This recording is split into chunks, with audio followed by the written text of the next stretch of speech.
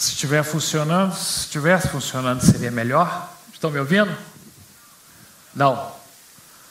Alô, técnica? Estão me ouvindo? Não. Andréia, o som? Fala, alô, 1, 2, 3, agora sim. Muito obrigado. Antes de mais nada, queria agradecer a presença maciça de todos vocês que demonstram interesse em participar de um evento, de uma instituição tão importante para a nossa juventude, para a juventude em geral, o Hillel, uma instituição dedicada à cultura e ao conhecimento. E como dizia Hillel, a origem, o fundamento, a inspiração dessa instituição, se eu não for por mim, quem será? Então, eu fico muito grato por ser parceiro, mais uma vez, do Hillel, nesse momento em que o Hillel comemora 10 anos de existência no Rio, e, paralelamente, a nossa Rua Judaica comemorando 7 anos. Agradeço a todos os patrocinadores por acreditarem nesse empreendimento e, principalmente, aos nossos convidados, a quem passo a mencionar neste momento e chamar. Em primeiro lugar, o decano dos nossos debates no Rio de Janeiro, já se tornaram quase que uma tradição, o nosso querido Caio Blinder.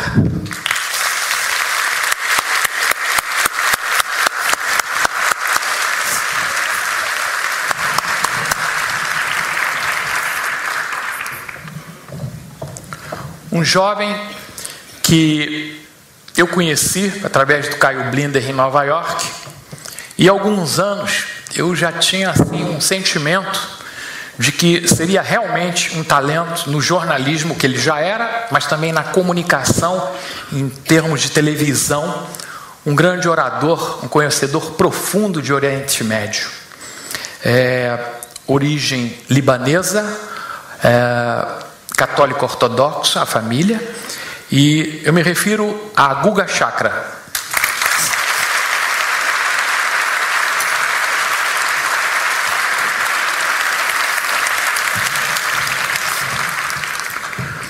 O próximo convidado nosso é um dos mais novos talentos, com uma ascensão assim meteórica dentro da comunicação no Brasil.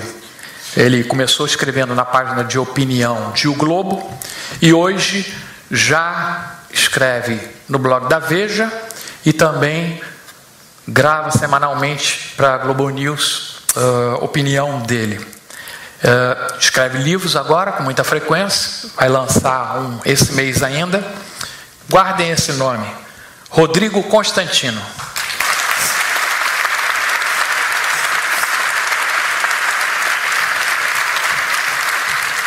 Queria acrescentar para o Constantino que hoje o artigo do Constantino está na página de opinião do Globo, se referindo a esse evento e ao Estado de Israel. Isso vamos ver mais à frente. E agora, eu vou pedir a vocês uma salva de palmas muito especial para a pessoa que também é muito especial e que, além de tudo, na paradisíaca Veneza, às 2 horas da madrugada, espero que ele não apareça de pijama. Aliás, seria muito original, porque acredito que ninguém conhece Diogo Mainardi de pijama.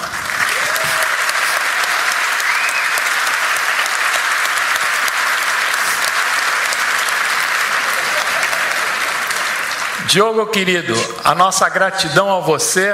Isso é a caneca ou é o pinico? É o balde de café.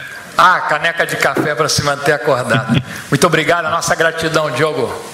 Eu agradeço.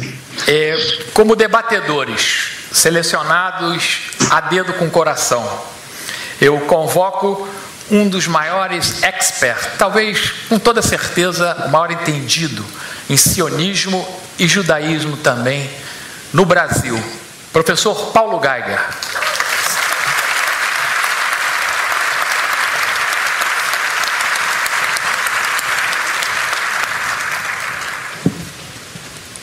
Contrastando com esse mar de homens, era fundamental que nós tivéssemos uma flor nessa noitada de hoje. E estaremos recebendo a integrante do Hillel, jovem, que cursa o curso de Relações Internacionais da UFF e coordena o Israelidades do Hillel. Convido Tamara Salgado.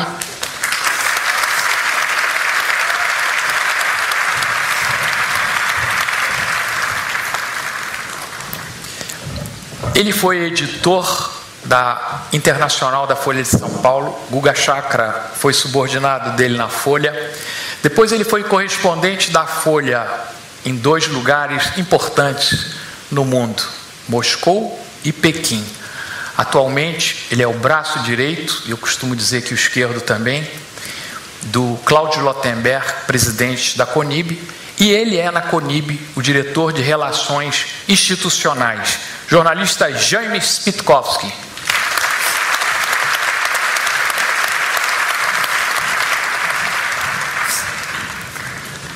Last but not least, o mentor intelectual dos jovens do Hillel, formado na Universidade Hebraica de Jerusalém. Convido para completar as nossas personalidades dessa noite, Michel German.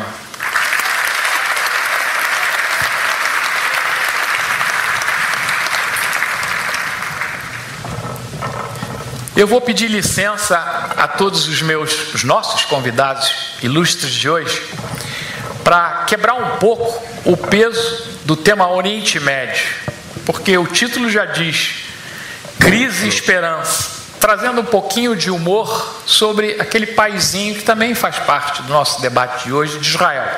Para isso eu selecionei algumas definições daquele que foi o maior humorista da história do Estado de Israel, de renome internacional, com livros, com trabalhos publicados a nível internacional. Me refiro a Efraim Kishon, que nasceu em 1924 na Hungria, viveu em Israel e morreu em 2005. E Kishon define Israel de várias formas que eu achei interessantíssimo para quebrar um pouco o início nosso. Escreveu Kishon: Israel é o único país do mundo onde um paciente termina uma consulta dando um conselho ao seu médico. Israel é o único país do mundo onde os mais importantes escritores do país andam de ônibus. Israel é o único país do mundo onde todos os passageiros dos aviões viram amigos antes de pousar. Todos se conhecem. Israel é o único país do mundo onde o povo usa palavrões em russo ou árabe, porque o idioma hebraico nunca criou palavrões que se usassem. Israel é o único país do mundo onde os motoristas de ônibus leem Spinoza e Maimônides. Israel é um país cercado de inimigos por todos os lados, mas a dor de cabeça do povo é causada sempre pelo vizinho do andar de cima. Polêmica israelense é muito conhecida entre vizinhos. E finalmente, a que eu achei mais genial: Israel é o único país do mundo onde os assaltantes de bancos beijam a mezuzá da porta do umbral da saída quando fogem com o produto do furto. Isso eu achei muito original. Esse é Efraim Kishon. Bom, quebrada agora a rigidez do nosso tema, eu começo com as perguntas, iniciando pelo decano do nosso grupo, Caio Blinder. Procure de 2 a 3 minutos, nada rígido, responder a seguinte pergunta. Jornalista Theodor Herzl, em 1895, escreveu em Paris L'État Juif, o livro Bíblia do sionismo moderno político. Você acha, Caio, que em nossos dias ainda é fundamental a existência de um Estado judeu, como é preconizado por toda a liderança atual do governo israelense? Alô? Essa foi pergunta fácil. Eu sou seu amigo. Eu sei. Primeiro eu queria... Cadê? O Diogo está acordado? Em homenagem ao Diogo, eu vim com uma camisa azul amassada. Para honrar a tradição do Diogo. A preferência do Diogo. Em homenagem ao Diogo, eu vou quebrar já tudo. Cadê o pessoal do Hillel? Não enxergo nada. Eu estou aqui por causa de vocês. Minha filha Ana faz 20 anos, daqui 3 horas, capítulo Hillel, Universidade da Pensilvânia, em Filadélfia. Então, obrigado por estarem aqui. E eu acabei de dar, essa é a minha resposta, na verdade. Sabe, o Hillel é a prova que o sonho, a busca continua. E você falou do vizinho lá de cima que reclama, eu só tenho reclamações a fazer sobre o governo de Israel. Eu não acho um bom governo, mas essa é a tradição de Israel. Por que eu falo isso? Porque o sonho só vai fazer sentido se Israel manter os 2 componentes básicos do seu DNA. É seu caráter judaico e seu caráter sionista. Israel é o Estado judaico e tem que ser democrático. Isso só vai ser conseguido, número 1, com a manutenção do sonho e da busca cada vez mais difícil da solução dos 2 Estados, o Estado judaico e o Estado palestino. O dia que isso for abandonado, eu acho que acabou o meu sonho sionista, e eu acho que de todo esse pessoal do complô judaico, de judeus aqui, que vieram sem gravata e sem paletó, honrando os pioneiros do movimento sionista. Muito bem, muito obrigado, Caio Blinder. Eu faço agora a pergunta, Diogo Mainar. Você está aí, Diogo? Eu estou aqui, apostos. Maravilha. Eu também estou aqui por causa do Hillel, mas estou aqui também por tua causa, Osias, por causa do Caio. O Caio me leva para tudo quanto é lugar, eu sempre vou atrás dele. É a caravana sionista. O Caio criou a caravana sionista, você encampou e o Manhattan Connect virou uma filial nossa. Já nem está tão grande que já nem cabe numa Kombi. Tá é verdade, usamos 2 automóveis. Diogo querido, você aí nesse paraíso de Veneza, que demonstra que você tem, além de tudo, talento e bom gosto, você está a alguns minutos, talvez, de lancha, que é teu Mercedes aí, do gueto de Veneza. Foi o primeiro gueto institucional no mundo, criado em 1516. Existiam redutos, ruas na Alemanha naquela época, onde não eram confinados judeus, mas eles se aglomeravam lá. Mas o gueto de Veneza foi institucionalizado, 1516. Por 2000 anos, Diogo, existe o antissemitismo. A minha pergunta, o antisionismo de hoje é um antissemitismo maquiado? Não há a menor dúvida sobre isso, mas existe uma particularidade, eu acho. É a primeira vez em 65 anos que se debate a crise no Oriente Médio e o tema central não é Israel. Nós vamos falar sobre todos os outros países, nem do Oriente Médio, vai do extremo ocidental da África até a China. A gente só vai tratar neste debate de mundo islâmico. Israel está fora da questão. Por quê? Porque o antissemitismo e o antisionismo, que são, na verdade, a mesma coisa, que encobriam os outros ódios no mundo islâmico, o ódio à modernidade, o ódio à democracia, o ódio às mulheres, o ódio interreligioso, era o suficiente, bastava o antissemitismo, agora já não basta mais, não é o suficiente. Isso, óbvio, pode dar uma bobagem gigantesca, mas pode também criar uma brecha para que esses sentimentos mais regressivos do mundo islâmico possam ser resolvidos internamente, nas próprias sociedades islâmicas. É isso que a gente tem que aproveitar. Acho que o antisionismo é fortíssimo, ele é presente, ele tem de ser combatido, nós temos de ficar alerta, mas é a primeira vez em que ele não é o suficiente para encobrir essas outras crises, sociedades que são mais complexas do que a gente imaginava até recentemente. Muito obrigado.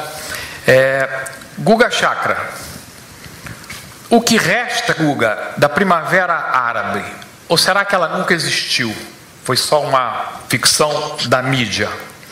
A situação na Síria atual tem algo a ver com a dita cuja primavera? Você que é um expert de Síria e família Assad, a quem você já entrevistou?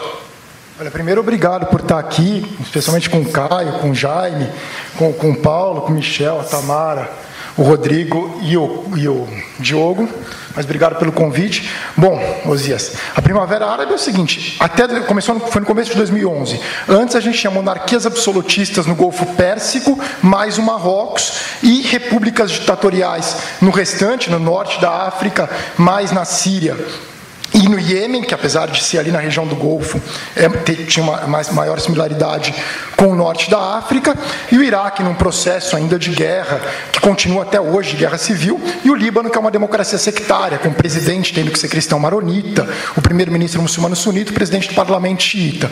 Hoje, em 2013, basicamente, teve avanços no Marrocos, que houve algumas reformas. Na Tunísia, realmente, há um processo de democratização interessante, que o Enrada concordou em deixar o poder agora, vai fazer uma transição. Eu acho que a Tunísia que está no caminho melhor. O Iêmen já era péssimo antes, eu estive no Iêmen em 2010, mesmo com a saída do Abdullah Saleh, não alterou muito. E a Síria, que era um país extremamente estável, quando você ia para o Líbano, que é o caos total, você ia para a Síria sempre dava aquela segurança. Hoje é a Síria que está em guerra civil. Se você me perguntar se a Síria tem a ver com a Primavera Árabe, eu acho que talvez no comecinho sim, mas hoje não. Hoje a Síria é uma guerra sectária que, de um lado, apoiam o Assad os cristãos, os muçulmanos alauítas, os drusos e a tradicional classe média sunita mais secular de Damasco, da costa mediterrânea, que é majoritariamente alauíta, e também de Alepo. A maior parte da população de Alepo mais moderada já teve que sair da cidade. E a oposição é radical, extremista islâmica. Os principais grupos, a Frente Nusra e o ISIS, né, que é Estado Islâmico no Iraque e na Síria, são os dois principais grupos, com 80% dos rebeldes. Essa é a oposição síria, quer dizer, são dois lados muito... É uma situação muito ruim. A Síria morreu, né, Osias? Basicamente, a Síria não tem uma solução. É como o Líbano, foram 15 anos de guerra civil. A gente vai ter muito tempo de guerra civil na Síria ainda. Eu queria só dar os parabéns para o Guga, que realmente é um dos jornalistas brasileiros que previu com mais precisão, ao contrário de Caio Blinda, o que ia acontecer na Síria. Então ele está de parabéns. Obrigado, Caio. É claro. Guga, eu vou aproveitar e pegar uma carona aqui, que não é uma réplica, é uma extensão da pergunta. E como é que você vê o Sisi no Egito? Existe alguma hipótese de reverter esse domínio militarista que existe hoje no Egito? Por enquanto não. O general Sisi, ele tem o apoio da população por enquanto, e a Irmandade Muçulmana talvez tenha sido eleita muito cedo. Sobre a questão ali é muito parecida. Hoje o povo no Cairo, em Damasco, não é que eles gostem da ditadura militar do general Sisi ou gostem do Assad. O Assad é popular em Damasco, as pessoas acham que a população toda está contra. Mas é que eles, é como na América Central ou na América do Sul nos anos 70, como o Chile, que gostava do Pinochet e matou milhares de pessoas, ou a ditadura argentina. Eles têm medo dos islamitas, dos radicais islâmicos, assim como aqui no Chile ou na Argentina, apoiavam Videla, Galtieri, tinham medo dos comunistas na época. Então é muito parecido. Não é que a pessoa goste do Assad ou do general Sisi, mas é que elas acham que, por exemplo, se é cristão sírio, você acha que se caiu o Assad, vai acabar o cristianismo na Síria com essa oposição ligada ao Al-Qaeda. Muito bem.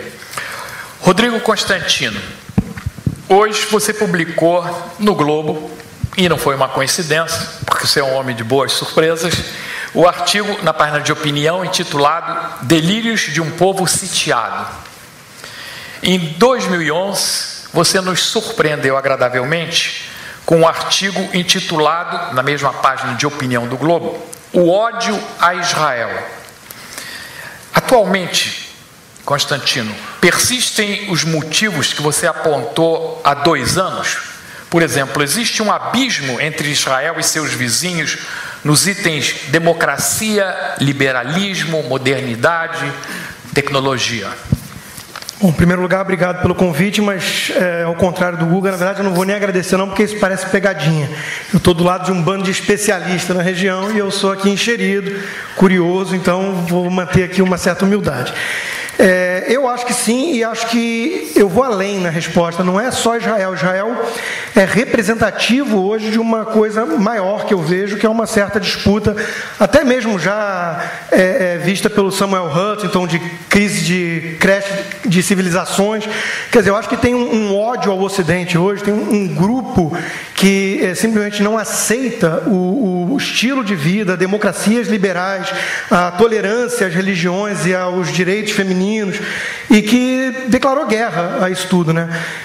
Minha área, que é a economia, eu apenas peguei nesse primeiro artigo que chamou a atenção da comunidade e foquei mais nisso. Quer dizer, você pega uma ilha de prosperidade democrática, com respeito às mulheres, no meio de um bando de povos atrasados, né? Talvez aqui o tapete seja grande legado para o mundo. Então você realmente, eu acho que você desperta sim um sentimento de ódio, de ressentimento, que em vez deles olharem com admiração e como uma meta, né, a ser alcançada, eles olham com vontade de destruir para não ter que reconhecer os próprios defeitos. É muito parecido com dentro desses países ocidentais o que acontece. Né, o meu livro que você citou vai ser lançado no final desse mês, Esquerda Caviar, fala muito disso. Né, você tem os inimigos dentro do portão ocidental, né, que abraçam o Islã e até mesmo o lado mais radical do Islã, por um certo ódio à própria civilização ocidental. Né? Então, uma coisa que é uma espécie de ódio ao sucesso. Né? A gente sabe que isso sempre vendeu bem, Davi e Golias, né? Cuba, Estados Unidos, o Império Estadunidense. Então, esse tipo de coisa sempre vendeu bem. Israel é o que representa ali a prosperidade, o sucesso e a liberdade, e talvez por isso seja tão odiado pelos vizinhos atrasados.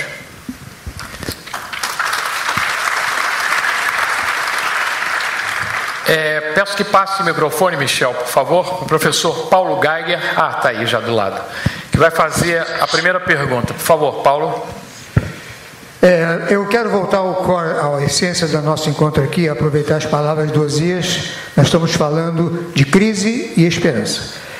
E a crise me lembra que a crise de que estamos falando, ela tem 100 anos de idade. Ela começou no fim do século passado, no início desse século, antes do estabelecimento do Estado de Israel, antes da guerra dos 6 dias, da ocupação, antes de tudo que está acontecendo hoje no mundo, já havia uma crise. Mas as crises não necessariamente se transformam em conflitos. A humanidade cresce através de crise de superação. E a crise do Oriente Médio se transformou num conflito que já dura 100 anos. A primeira pergunta, que ainda não estou fazendo, mas estou embasando ela, é por que a crise do Oriente Médio se transformou num conflito que dura 100 anos, quando as soluções que se apresentam hoje internacionalmente para essa crise já estavam disponíveis desde o seu início.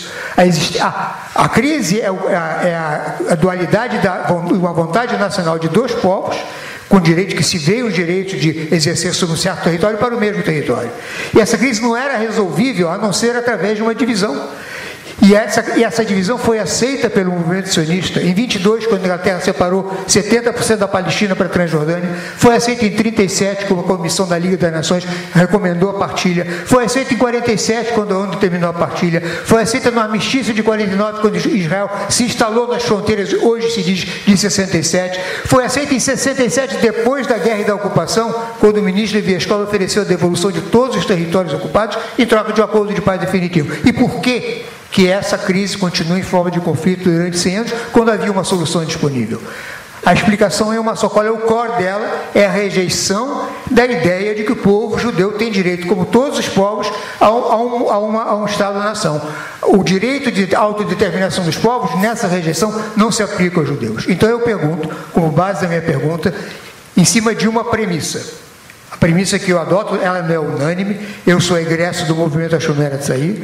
O movimento Hashomer Hatzair, já naquela época, antes do estabelecimento do Estado de Israel, aceitava até a ideia de um Estado binacional, que hoje é impossível. Explica o perfil para os que não são da nossa comunidade, ou não têm o hábito de saber. É um movimento sionista, halutziano, que se diz que é esquerdista, apenas de igualdade social, de respeito e de ética social.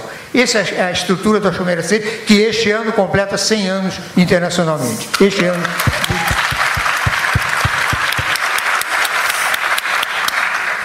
Então, a pergunta que eu vou fazer se baseia na premissa de ex-egresso do Hashomer Hatzair, mas não sou o único, de que a única solução viável para o Oriente Médio é a de 2 estados para 2 povos. Não há uma solução que não seja o extermínio de um povo pelo outro, ou que não seja um Estado binacional hoje impossível, porque o conflito gerou conflitos, o conflito gerou fatos novos, gerou rejeição, gerou ódio, gerou desconfiança. A solução definitiva, não no interesse só de uma paz mundial, mas no interesse do próprio Estado judaico-sionista, como o Caio levantou, a única solução viável é a existência de 2 Estados para 2 povos. Então, a pergunta que eu faço, diante dessa premissa, dessa história, é se hoje é possível voltar à solução simples do início da crise. Se hoje, nas condições de hoje, as mesmas respostas são possíveis depois que se instalou, depois que apareceu o movimento radical islâmico adotando, que é uma novidade, adotando linhas políticas, depois do Hezbollah, depois da ocupação, depois do endurecimento da sociedade israelense, depois de assentamentos, depois de todas as consequências do conflito que vão realimentar o conflito, como é que hoje nós podemos, em cima dessa premissa, criar condições para que se criem 2 Estados para 2 povos, com segurança do Estado de Israel, e uma solução definitiva que não seja apenas um avanço tático, e sim uma definição estratégica e final do conflito. Muito obrigado. Eu vou encaminhar pelo conteúdo. Não, mas aí eu queria... ao Caio Blinder. É para você mesmo, tá. Caio. Aí, por isso que, com prazer que eu começo discordando do meu companheiro Diogo, que deve estar dormindo agora com essa conversa, ele falou que essa é a primeira crise em 65 anos. Olha ele acordado aí. Está acordado, né? Eu estou acordado, sim. Ele está preparando uma... Discordo da tese de 2 Estados para 2 povos. Tem que ter 3 Estados para 2 povos. Agora eu estou falando. Olha, o Diogo está vendo tua culpa. Você é que nem o Lucas Mendes. Não dá corda para ele. Eu vou dar a resposta. Ele já me atropelou. Parece que foi domingo igualzinho. Sempre me atropelando. E eu que trouxe ele para a caravana. É o seguinte. Eu te adoro, Caio. Você pode falar a noite inteira por mim. Tá bom. É o seguinte. Aí já estou confuso. Vocês me confundem tudo. Em cima do Paulo. Porque não dá para desvincular essa questão da aceitação do Estado judeu como pertencente ao Oriente Médio. Porque o Rodrigo falou... É uma ilha de prosperidade no Oriente Médio. Não, Israel é parte do Oriente Médio. Então Israel tem que trazer o Ocidente para aquela região, mas também tem que aprender a se acomodar naquela região. Porque você não pode ser uma ilha, você não pode ter um muro, você tem que fazer parte daquela região. Você vai ter que dividir não só o espaço territorial, mas cultural, econômico, etc. Então, o grande teste de modernidade para a região, além de todos esses conflitos imensos, e o Guga apontou alguns que existem, será realmente o dia que eles passarem por esses testes no mundo árabe islâmico e aceitarem o Estado de Israel, o Estado judaico, como parte, historicamente, da região, ou seja, aceitar aquele Estado, não só através de um acordo de paz, mas, usando um termo maoísta, através de uma revolução cultural, ou seja, como se fosse uma coisa natural, sabe? Claro que os conflitos vão continuar. Então, Israel é mais um componente nacionalista de uma região, sabe? É uma fantasia que a gente aprendeu nos últimos tempos, a ideia do pan-arabismo. Não existe o pan-arabismo. Um dos motivos que os árabes estarem unidos por tanto tempo era a rejeição de Israel. E nesse ponto eu concordo com o Diogo. Eles estão colocados sob seus testes internos de desenvolvimento e amadurecimento como nações e o espaciamento que nós vamos ter. Então, mas sem reconhecer Israel, isso não vai acontecer. Com a parte de Israel, Israel realmente dá os passos necessários e alterar a parte de sua política. Não basta só, como o Rodrigo falou, ter essa sensação de ser um país sitiado. Israel é um país forte. Israel tem que ter confiança na sua força e ter coragem de assumir riscos. Não tem jeito de você escapar de um negócio desse. Então, por exemplo, eu estava lendo esses dias um ensaio do Yuval Diskin, que é um dos 300 ex-chefes da inteligência de Israel, que são contra as políticas ortodoxas adotadas hoje em Israel. Primeiro passo, Israel não pode ter ilusão, porque em Israel nós estamos discutindo a questão palestina. Em Israel existe uma fantasia que ficou clara na última eleição, não era a prioridade do debate eleitoral. A questão palestina foi colocada em 5º lugar. Outras questões eram importantes, mas isso é uma fantasia. Israel não pode se desvencilhar da questão palestina. Não dá para congelar o problema palestino. Por 5 anos, 10 anos, isso vai explodir. Como a gente aprendeu com a Primavera Árabe e outros processos nos últimos anos, a coisa é muito fluida, é muito volátil. De repente, quando você menos espera, vai sim, e pode estourar uma Primavera Árabe em Nablus ou em Ramallah. Claro que pode estourar, por que não? Se estourou em Damasco, no sul da Síria, por que não pode estourar? O Assad disse que não vai acontecer nada lá. E aconteceu. Então Israel tem que estar preparado, por exemplo, e coisas elementares, tem que arriscar, talvez usar a questão palestina como carta de barganha na questão nuclear iraniana. Se você fizer avanço na questão palestina, você pode esvaziar um pouco bandeiras de luta dos radicais islâmicos e dos velhos déspotas da região, que também, tanto faz ser radical islâmico ou os velhos déspotas, também tem esse mesmo discurso de rejeição de Israel. Embora hoje, em função do perigo iraniano, existe uma certa acomodação, digamos, entre Arábia Saudita e Israel. Mas Israel tem que tomar passos um pouco mais arriscados. Por exemplo, coisas elementares. Israel precisa, não vejo por que não, Israel deve congelar a construção de assentamentos. Não tem motivo para Israel manter a construção de assentamentos. Quanto mais construir assentamento, mais difícil depois vai ser negociar em bases realistas um acordo de paz e a construção do Estado palestino. Posso falar? O Guga está pedindo. O Guga está pedindo a palavra, depois eu vou ouvir o Diogo citado em discordância, tem todo o direito da réplica. Mas ele citou antes de eu começar a falar, ele discordou antes de... E você teve a palavra. Não, Caio está correto, Israel faz parte do Oriente Médio. Israel tem que ser integrado ali, e se prestar atenção, todos os países do Oriente árabes hoje são aliados dos Estados Unidos, tirando a Síria. O Líbano, inclusive mesmo com o Hezbollah fazendo parte do governo, numa coalizão com os cristãos do Michel Aoun, é aliado dos Estados Unidos também. Os Estados Unidos têm uma parceria militar com o presidente Michel Suleiman, com as forças libanesas. Portanto, todos os países ali, tirando a Síria, que está em guerra civil, são aliados dos Estados Unidos. Isso já é um grande passo. O Egito e a Jordânia têm acordo de paz com Israel. O Assad, antes da guerra civil, manteve aquela fronteira totalmente estável, primeiro o pai dele, o Hafez, e posteriormente ele, por 40 anos. O Líbano realmente é mais complexo. Israel tem que resolver questões ligadas ao Líbano, que é a questão de Sheba e a questão de Gajar, que são dois territórios libaneses que Israel afirma que são sírios e estariam atrelados à anexação do Golã, mas o próprio Assad já falou que é território libanês.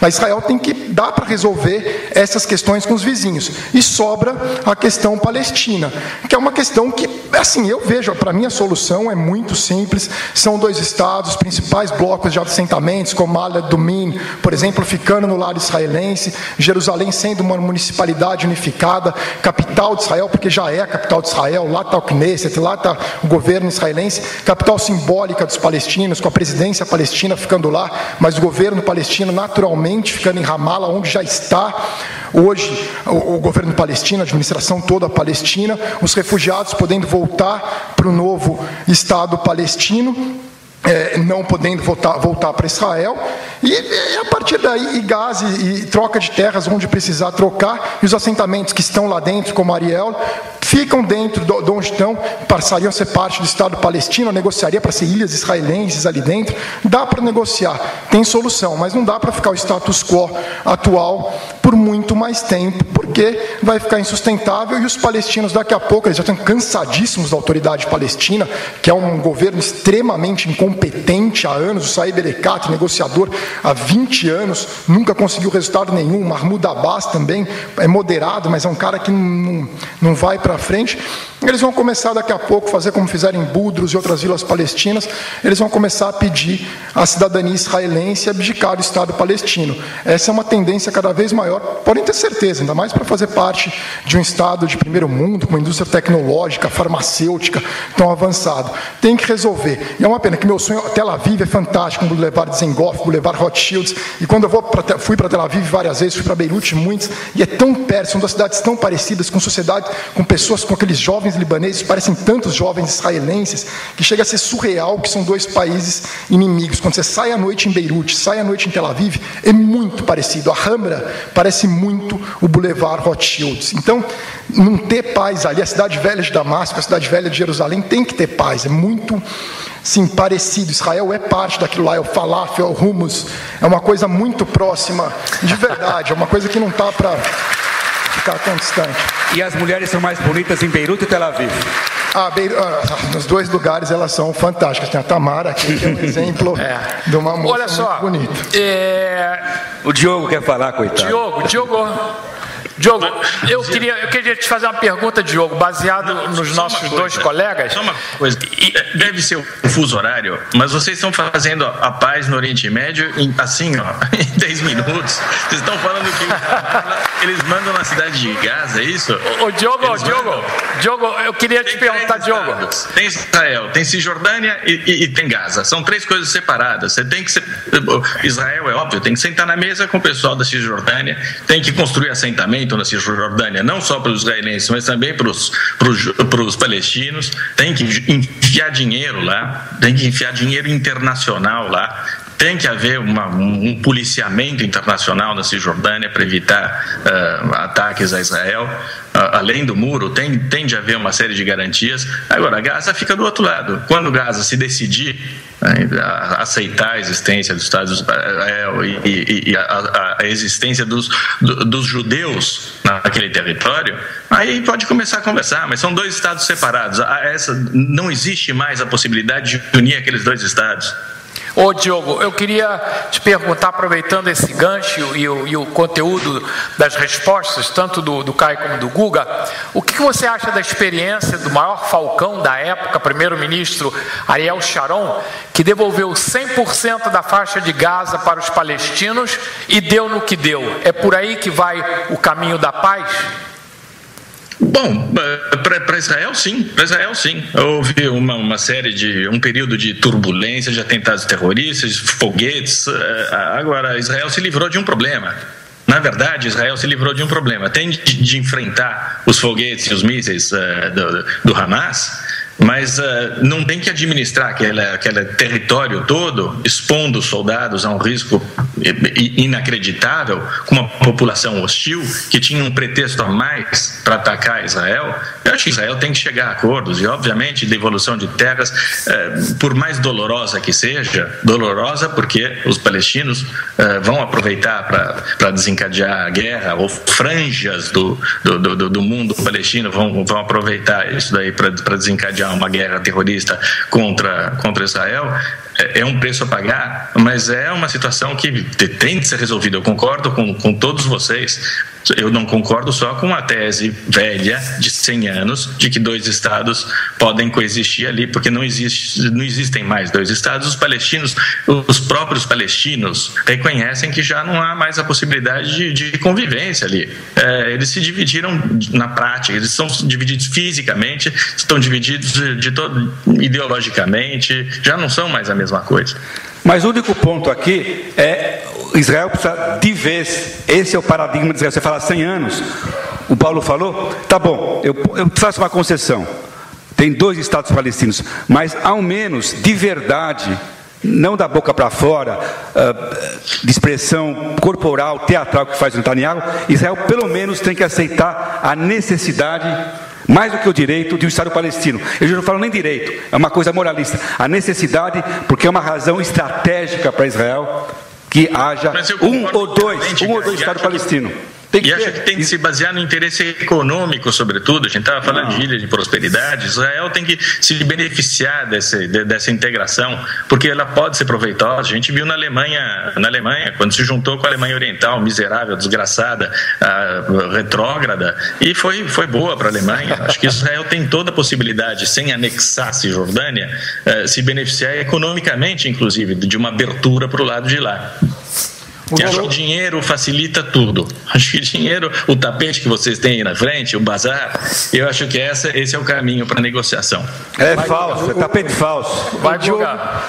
Não, o Diogo tem razão na questão de Gaza e da Cisjordânia, mesmo porque no Paquistão não funcionou, com o Paquistão e Bangladesh acabaram se dividindo com o Ali Bhutto em 73. Mas é complicado, Gaza é bem diferente da Cisjordânia, estive nos dois, Gaza é bem mais conservador, não dá para comparar Gaza com Ramallah, realmente estão ficando sociedades diferentes, mas eu acho que essa é uma questão para os palestinos decidirem se querem ficar um estado ou dois estados, que não é ligado diretamente ao processo de negociação. Mas Israel vai negociar naturalmente com a Cisjordânia. Hoje a autoridade palestina é a Cisjordânia. Muito obrigado. James Piskovski, por favor, sua pergunta. Bom, boa noite. Queria agradecer muito o convite e ser bastante breve no agradecimento, porque se cada um for agradecer de uma maneira mais extensa, acaba o debate. A minha pergunta é um comentário bastante rápido e um questionamento para o Rodrigo, aproveitando até o fato do Rodrigo ser economista. o meu primeiro comentário é que eu não compro a tese do Samuel Huntington, do choque de civilizações. Eu acho que é uma ideia extremamente atraente para os grupos minoritários, radicais, que querem bloquear qualquer tipo de avanço de convivência harmônica e mais, pelo menos, de diálogo entre grupos tão significativos da população mundial. Eu acho que nós vivemos no século XXI, sim, choques entre modelos sociais, políticos e econômicos de naturezas distintas. O choque é esse, né? E, rapidamente, o mundo árabe, se a gente pensar em Primavera Árabe, nós estamos falando de uma civilização que teve contribuições absolutamente fantásticas no plano da medicina, no plano da matemática, no plano da astronomia. Mas, se você analisar a história do mundo árabe, eu não sou historiador, mas eu vou aqui vou me aventurar, nós estamos falando de uma civilização que, a partir do século XVI, viveu sob jugo otomano 4 séculos. Depois viveu sob jugo do colonialismo europeu, mais ou menos 2 séculos. Aí vem a Guerra Fria, e aí vem a camisa de força das ditaduras com a lógica da Guerra Fria. E aí a minha pergunta é que o que eu acho que nós estamos observando é um fenômeno que começa em 1978, na verdade. Eu chego à conclusão, às vezes pode parecer incrível, que o Oriente Médio faz parte do mundo. Às vezes a gente fica tão centrado no Oriente Médio que a gente esquece do cenário global. Por que eu digo 1978? É quando a China começa suas reformas econômicas. Para mim, é o início do século XXI. O que caracteriza, não sei se você como economista concorda, o que caracteriza esse período histórico é a universalização de classes médias. Para parafrasear um líder importante aí, nunca antes na história desta humanidade... Pô, não posso... Não, cada um tem a referência intelectual que pode, né? Nunca antes na história desta humanidade foi criada tanta classe média. China, Índia, Brasil, Rússia, os BRICS. O mundo árabe era uma fortaleza, um reduto de resistência a esse processo. E não, na minha visão, por razões culturais ou por razões religiosas, mas por razões políticas. Você tem essa percepção de que o início da Primavera Árabe, é claro que quando esse modelo ruim, uma série de forças sociais, de rivalidades históricas emergem, mas você tem a percepção de que essa lógica é inexorável de universalização de classes médias e vai se aplicar ao Oriente Médio também? Eu não sei dizer, mas só para voltar à tese do Huntington, assim, havia um denominador comum, é que nem todo mundo se unir pelo Brasil, de repente acaba o Brasil, que foi o comunismo para um bando de país, e você começa a olhar as diferenças ali, o narcisismo das pequenas diferenças. A minha visão é que, e por isso eu culpo tanto a elite pseudo-intelectual do Ocidente, né? A minha visão é de que eles não querem reconhecer que há esse choque cultural em jogo, em curso, onde o outro lado, e eu não digo, obviamente, todos, mas o outro lado não aceita a existência desse lado. Né? A frase que eu usei na epígrafe do artigo de hoje do Popper é de que não dá para você tentar negociar com alguém que não aceita seus argumentos, não aceita ser persuadido, ele só quer te destruir. Né? Então, a visão que eu tenho é que esses povos, eles realmente não passaram pelo seu iluminismo, são atrasados culturalmente, vivem em regimes autoritários, na maioria dos casos, e um dos grandes problemas que eu vejo da visão ocidental em relação a isso, e por isso essa visão de que são sitiados, e isso gera todo um efeito psicológico de você querer achar que o problema está em você, que nem uma criança abusada que tenta achar que se fizer reformas ela deixa de ser abusada, em vez de entender às vezes que é uma circunstância que você não tem controle. Né? O que eu vejo é que esse mal que vem do próprio Ocidente é o multiculturalismo, é justamente essa visão que você estava colocando, de que o outro lado tem várias conquistas. Aí você citou matemática, que veio até da Índia, eles pegaram emprestado, ou o número, o zero, o algarismo zero. Quer dizer, vamos falar de coisas de séculos atrás. A verdade que eu constato de uma forma um pouco mais objetiva é de que não há grandes avanços desse lado da civilização do mundo, né, nos últimos 200 anos. E enquanto isso não for encarado de frente, acho que a gente vai ficar se enganando, e é um auto-engano perigoso, porque você achar que cedendo um pouco mais, o inimigo de lá vai querer sentar na mesa e tomar um chá das 5. Né? O Chamberlain achou que dava para conversar com Hitler, pegando até um gancho comparação que o Guga Chakra fez da América Latina na década de 70 e 80, é mais ou menos por aí. Você achar que tinha alguma forma de dialogar e conversar e negociar com aqueles barbudos comunistas, marxistas lá atrás, não é verdade. Eles iam querer te destruir, né? Então, o país mais avançado da América Latina hoje e mais estável até politicamente e economicamente é o Chile. Não por acaso que teve aí a ditadura, não vamos defender, mas teve a ditadura do Pinochet, que fez o que fez com os comunistas lá, né? Então, a minha visão é que não há muito como você dialogar, mesmo com essa emergência de classe média, vindo de um lugar onde simplesmente não passou pelo seu iluminismo ainda. Está realmente na Idade Média, acreditando que, de uma forma que achou um novo denominador comum, que é destruir o lado de cá, destruir o Ocidente. Eles não toleram a existência desse estilo de vida, desse modelo de vida ocidental, democracias, com tolerância religiosa e liberdade. Eu não estou dizendo que são todos e nem a maioria, estou dizendo que são as lideranças e são aqueles que estão no poder.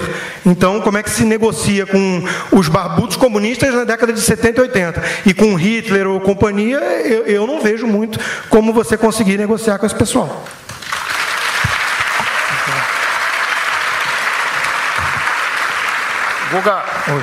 Guga, só queria dizer que o próximo livro do Rodrigo vai vender bastante, pelo menos na comunidade.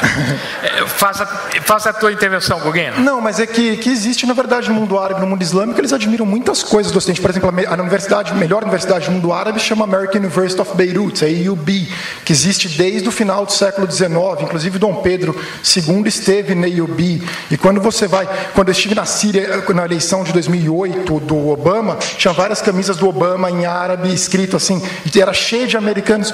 Não sei, você sabe que eu não sou fã do Obama, mas tinham muitos.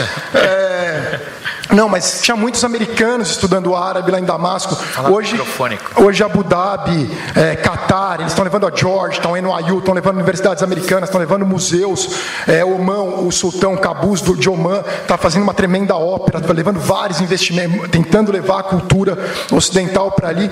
Eles admiram muito. E no caso palestino, mais especificamente, eles admiram e muitos israelenses. Eles têm outras questões, mas na questão por exemplo, na questão da medicina, na questão da tecnologia e da democracia, eles acham Israel o máximo. E antes dos acordos de Oslo, quando houve uma separação maior, era muito comum as pessoas saírem de Gaza, irem trabalhar em Tel Aviv. Eles sempre gostaram muito, eles não têm uma coisa...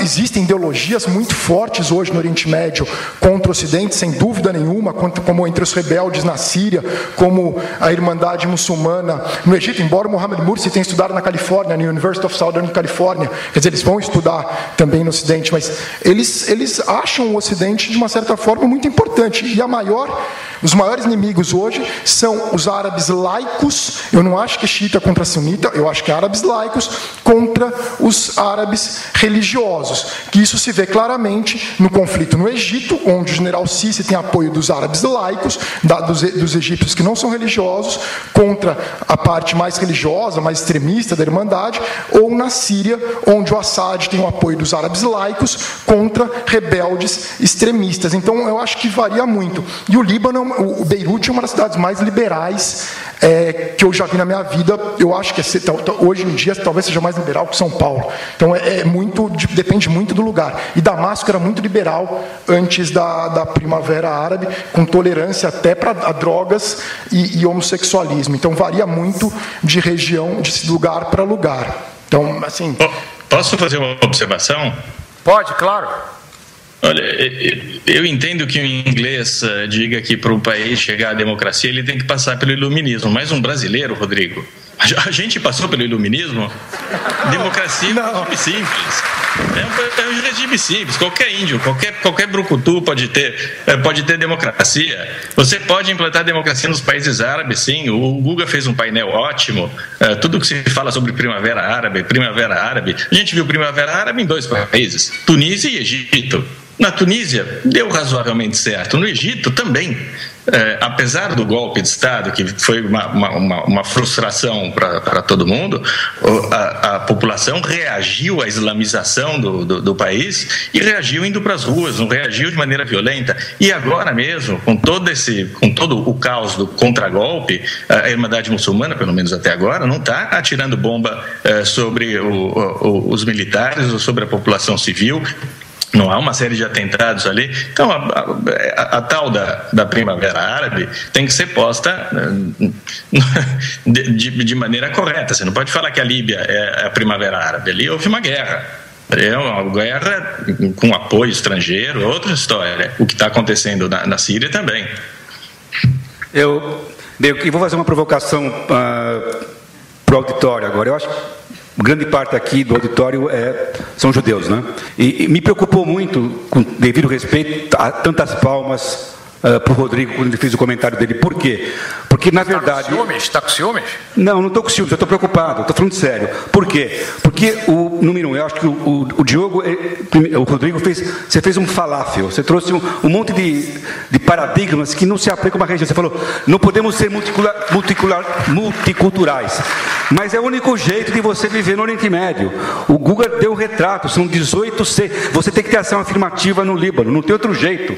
Se você não tem um presidente que é cristão, um presidente do parlamento que é xiita e muçulmano, não funciona. Então, essa noção, vamos ser todos iguais, indivíduos não existe. O Oriente Médio é uma região de seitas, religiões, e o grande clash dentro do Oriente Médio, como todo mundo está falando aqui, não é deles contra nós, é entre eles. Então, cabe a nós, de dentro e de fora, aproveitar as oportunidades que existem e tentar escolher lados que a gente possa ajudar para fortalecer, sim, essa chegada do iluminismo. Então, o que me preocupou em relação ao auditório, não são ciúmes, nós estamos aqui para um debate, como o Zé falou. Esquece o iluminismo, Caio. Não é justamente, eu queria um pouco de iluminismo está muito escuro o auditório. O Diogo parece a voz do além. Não é o iluminismo francês, é o inglês escocês. Eu queria iluminismo da plateia, porque nós não podemos reforçar essa mentalidade de estarmos sitiados, porque isso vai... Mas estão... Olha, não estamos sitiados. Israel é um país forte, Israel é um país com armas nucleares, Israel é um país com armas químicas, Israel tem importantes aliados, Israel é aliado da Arábia Saudita, Israel tem aliados em todas as partes do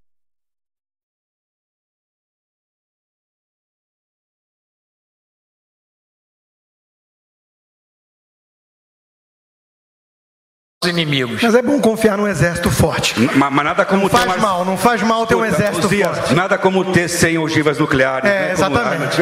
Então vamos falar concordamos, Caio. Então vamos ser honestos, são 200. Deixa eu só qualificar o multiculturalismo, que o meu ponto é atacar o lado ocidental, que para mim presta um desserviço ao próprio Ocidente, que é não reconhecer que existe esse inimigo. O multiculturalismo que eu usei na resposta é essa visão de que não há nenhum tipo de grau objetivo de constatar certa superioridade de um lado. A civilização ocidental, ela é superior, ela avançou mais, ela tem mais liberdade individual, ela tem mais respeito a certos valores e direitos universais, enquanto que o outro lado boa parte do outro lado, pelo menos as lideranças, não toleram isso. Então, isso é um problema no próprio Ocidente, quando você vê a Europa, por exemplo, em vez de as pessoas os imigrantes que chegam assimilarem a cultura, fica essa visão multiculturalista de que não podemos falar que há uma certa superioridade de um lado, porque senão é islamofobia, tudo virou islamofobia agora, né? Que nem homofobia, se qualquer coisa que você fala, você é rotulado desse jeito. Então, a minha visão preocupante desse lado ocidental é você não reconhecer essa superioridade e justamente ficar criando segregação dentro do próprio Ocidente. Hoje a islamização é um problema na Europa, por conta disso. Rodrigo, meu filho mais velho, por exemplo, estuda com 3 indianos na classe deles, eles falam dialeto veneziano, torcem para Inter de Milão. Eles foram plenamente assimilados. Esse não acho que seja a maioria, não, Diogo. Não acho que seja a maioria, não. Além disso, eu acho que o Ocidente está bastante ciente do problema que o terrorismo islâmico representa, por exemplo. Tanto que até a Dilma é espionada por causa disso, não é?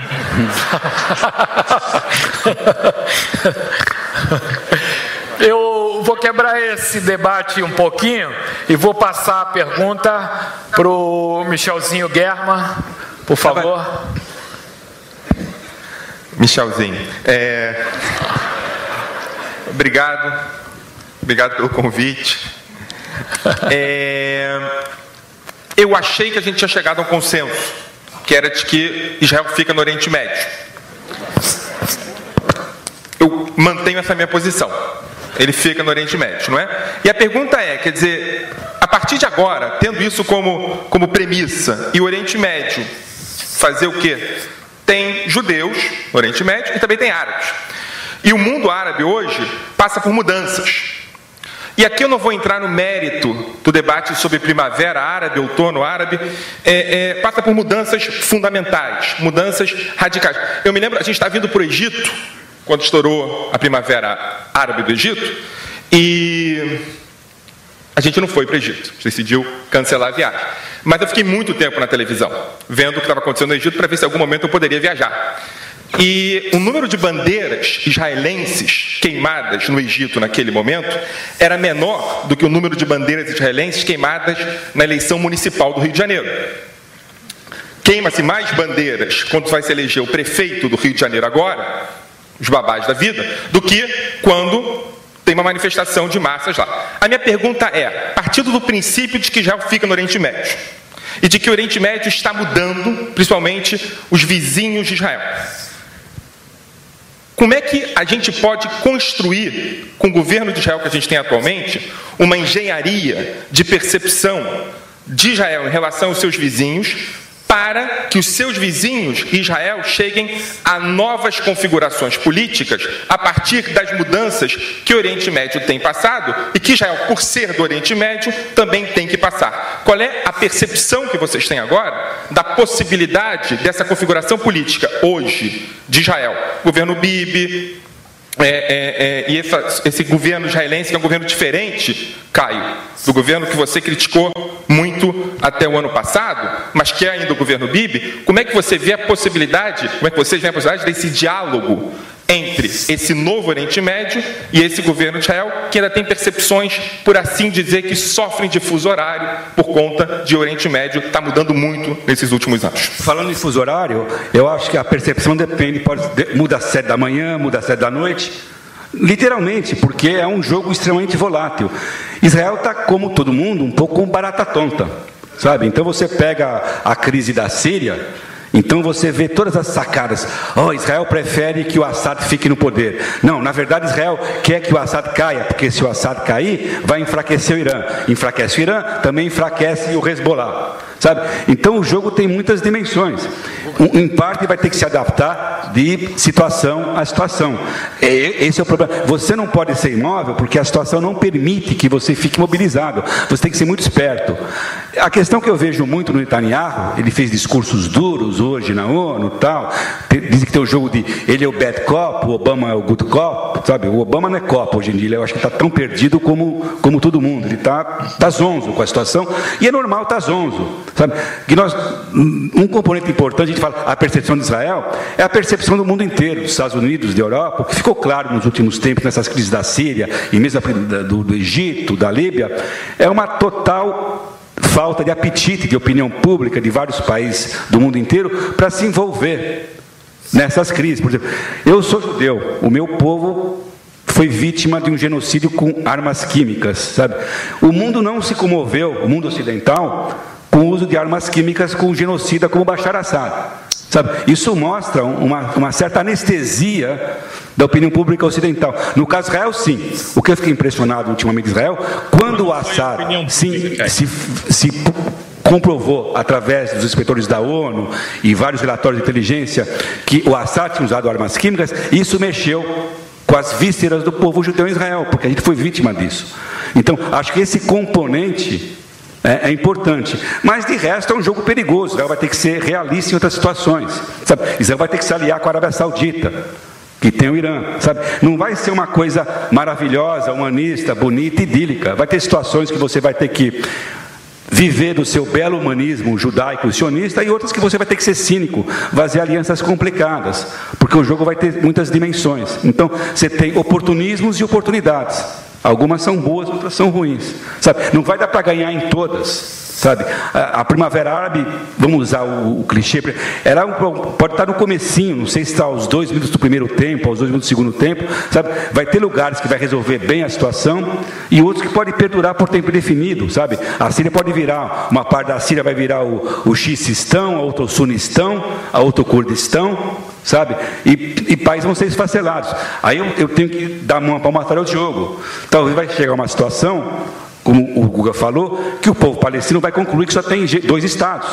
É normal, não tem tantos países árabes, nacionalismos esfacelados, se reconstruindo, talvez seja a solução.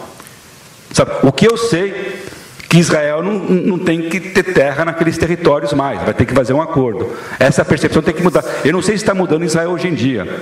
Eu acho que isso está refluindo e não é um bom sinal, porque só vai atrasar esse processo de percepção, de colaboração para que eles façam a parte dele. A parte que Israel pode fazer é aceitar, se resignar que não existe uma grande Israel. Isso não existe, não existe. Caio, queria fazer uma pergunta a você.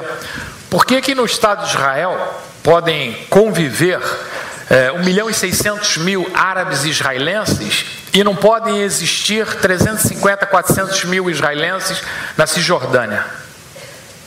Mas se eles cidadão de que país? Você pode chegar a um momento de uma negociação que tudo bem, você não precisa expulsar o colono da Cisjordânia. Você falou, dá a impressão assim, que o empecilho para a paz é a existência de 350 mil... Não, eu não falei isso. Dá a impressão... Não falei isso. Eu falei que parte do processo de negociação, Israel tem que se resignar que não pode manter os territórios, sabe? Então você vai ter que, de alguma maneira, fazer uma negociação, compensar, e você vai ter que trazer colonos. Não tem jeito. Eu queria ouvir o Diogo, porque ele fez uma observação enquanto você falava que não ficou nítida, aqui falando simultaneamente. Diogo, o que você se referiu? Eu comecei essa nossa conversa dizendo que é a primeira vez em 65 anos que o tema central não é Israel, mas também a primeira vez em não sei quantos anos em que os Estados Unidos não são nem a solução, nem o fator predominante o Caio mencionou, foi o único em toda essa conversa a mencionar os Estados Unidos, a uma inoperância do governo americano preocupante. Eu temo muitíssimo. Eu acho que não faltou opinião pública no caso do bombardeio a gás na Síria, faltou uma liderança. Eu acho que uma liderança leva a própria opinião pública a apoiar uma retaliação militar, por exemplo. Acho que um presidente com força e com convicção pode levar o próprio país a retaliar poderia ter levado os Estados Unidos a retaliar contra o Assad.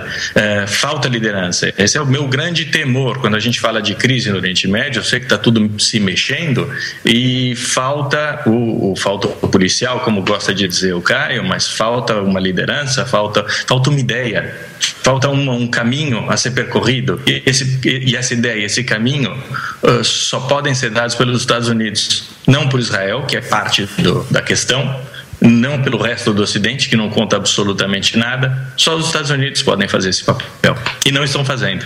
Vai, Guga.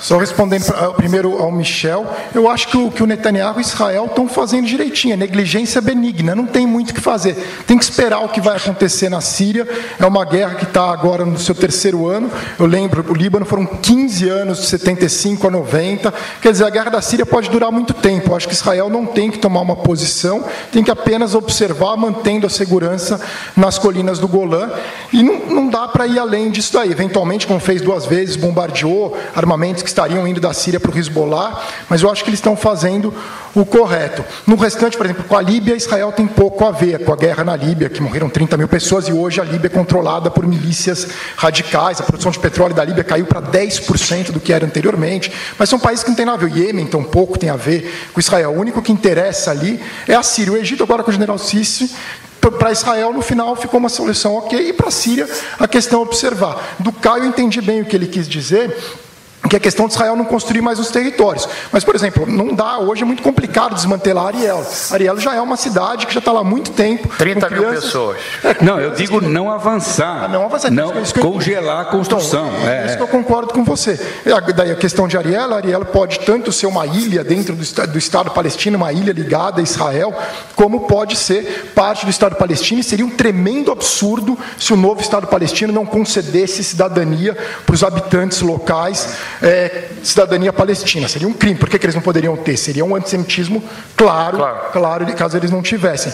E o que o Diogo falou, eu também concordo bastante que faltou. No caso do Obama, pode concordar que ele deveria reagir ou não reagir, mas o Obama ele ficou inseguro do começo ao fim. Você não sabia, eu encontrava o Caio lá, a gente não sabia o que o Obama queria. Nós dois não entendemos, imagine quem vai entender. A gente sabe tudo, né, nós dois? O George Bush, o pai... A cúpula chakra blinder perdida. Chakra blinder não entenderam, mas o Assad não entendeu. O Assad não entendeu. O George Bush, pai, por exemplo, fez uma guerra clara, a Guerra do Golfo, que era para o Saddam ocupar as tropas do Kuwait. Ele fez uma grande coalizão internacional, venceu uma guerra modelo. O caso do Obama, a gente não sabe o que ele quer. Muita gente acha que é uma bobagem derrubar o Assad, que você vai fortalecer grupos ligados ao Al-Qaeda. Outros acham que não, que deveria reagir. O problema é que a gente não sabe o que o Obama quer, nem para criticar, nem para defender. A gente sabe que ele foi extremamente inseguro na postura dele em relação à crise síria desde o início dela. Muito bem.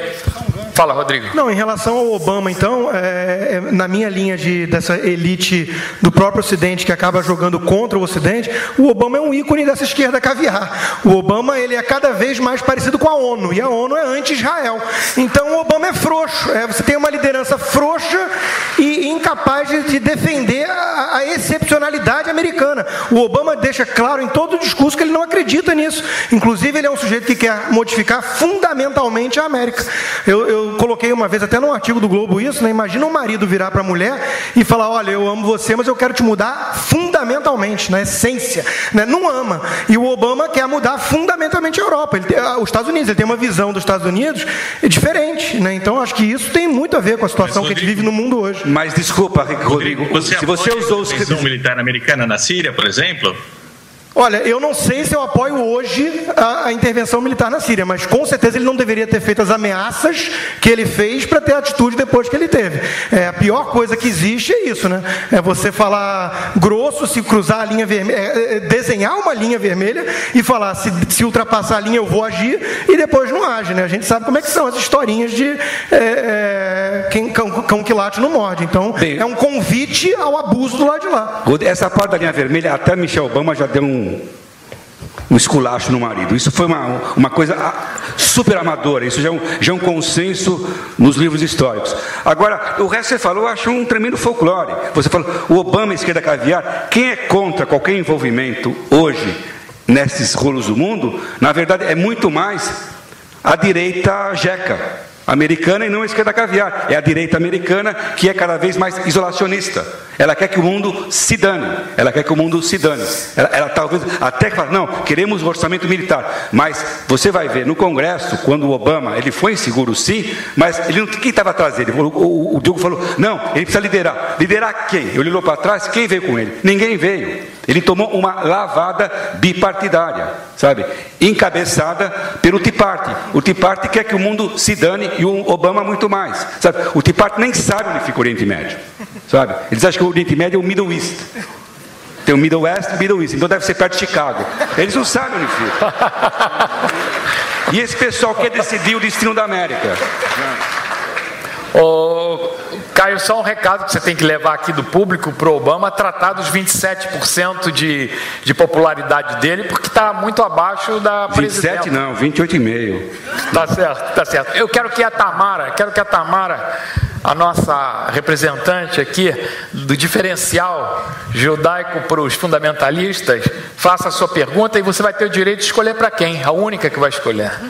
Obrigada, queria primeiro agradecer o convite também, ser a única assim, mulher primeiro nessa elite intelectual, dizer que eu estou muito grata ao convite. E bom, minha pergunta, seguindo um pouco pelo que o Michel falou também, essa questão toda de mudanças no Oriente Médio, vem um pouco mais específica. Perguntar, assim, talvez se o Bibi não esteja perdendo um pouco o barco, porque o Irã, ele já mostrou mudanças de posição, inclusive na Assembleia Geral.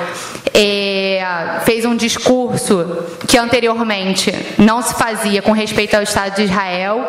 Enquanto isso, o Bibi virou para os diplomatas israelenses e pediu para eles se levantarem durante o discurso iraniano e perguntassem se Israel não está agindo da mesma forma que por muito tempo agiram com Israel, quando durante muitos discursos do Estado de Israel as pessoas de outros estados, diplomatas, não deram respeito, se levantaram, viraram de costas, como seja, que já aconteceu muitas vezes na história. Bom, acho que... Não sei, quem quiser. Para quem você dirige? Não sei, quem sentir a vontade para responder. Então vamos pela ordem da tradição. Vai, Caio. Você que é o mais jovem. Aliás, lembrando que houve uma discordância dentro do gabinete israelense, que o Lapid queria que ficasse. Isso mostra como a situação está confusa. Sabe? Eu acho que o grande problema do Netanyahu, a gente falou que o Obama é frouxo, a impressão que eu tenho do Netanyahu é um cara que não tem coragem nem de ir para a guerra nem para a paz. Sabe? Ele está literalmente em cima do muro, apesar desse discurso de macho. Sabe? Ele é um político cauteloso, sabe? Um sobrevivente das brigas internas da política israelense, altamente, como qualquer político, egocêntrico, sabe? E perde o bonde, é complicado perder o bonde. O Irã, eu acho que demorou, a gente falou, o Diego falou, pô, demorou para falar dos Estados Unidos, e demorou para burro para falar do Irã nessa longa conversa, que realmente é o elefante dentro da loja nessa questão, sabe? O que o mundo está fazendo é complicado. Você tem que, de um lado, aceitar os acenos diplomáticos do Irã, por mais teatrais que sejam, eles carecem de substância por enquanto, são simbólicos, sabe? É aquela coisa que o Bill Clinton falou. De repente, quando um cara do Irã diz que existiu holocausto, a gente acha que isso é uma pessoa moderada, sabe? O que tem de moderado dizer que houve holocausto? Não é nada, sabe? É um fato histórico evidente. Então a gente confunde as coisas, sabe? Tem que ser muito cauteloso com o Irã, e a política tem que, infelizmente, o Irã vai ter que aceitar que vai ter que fazer concessões, e a política de sanções e de ameaças militares tem que ser mantidas. É o único jeito de sentir, de testar na prática, se a conversa do Irã é para valer. Nesse ponto, todo mundo critica o Obama, mas o Obama jogou certo, e o Netanyahu também, porque foi ideia do Obama enrijecer as sanções. Elas funcionaram, inclusive a linha dura do Irã, que é a guarda revolucionária, que manda no país, manda no programa nuclear, manda na corrupção, manda na indústria, ela está sentindo o impacto das sanções. E essa linha dura, uma hora vai ter que tomar decisão. O que é mais importante para a gente? Manter nossas negociatas ou destruir Israel? Sabe? Pode ser uma decisão econômica importante para eles. Talvez eles prefiram manter as negociatas e esquecer o discurso de destruição de Israel. Mas eu acho que é muito cedo para saber, tem que manter muita cautela, sabe? E isso vai demorar para ser decidido.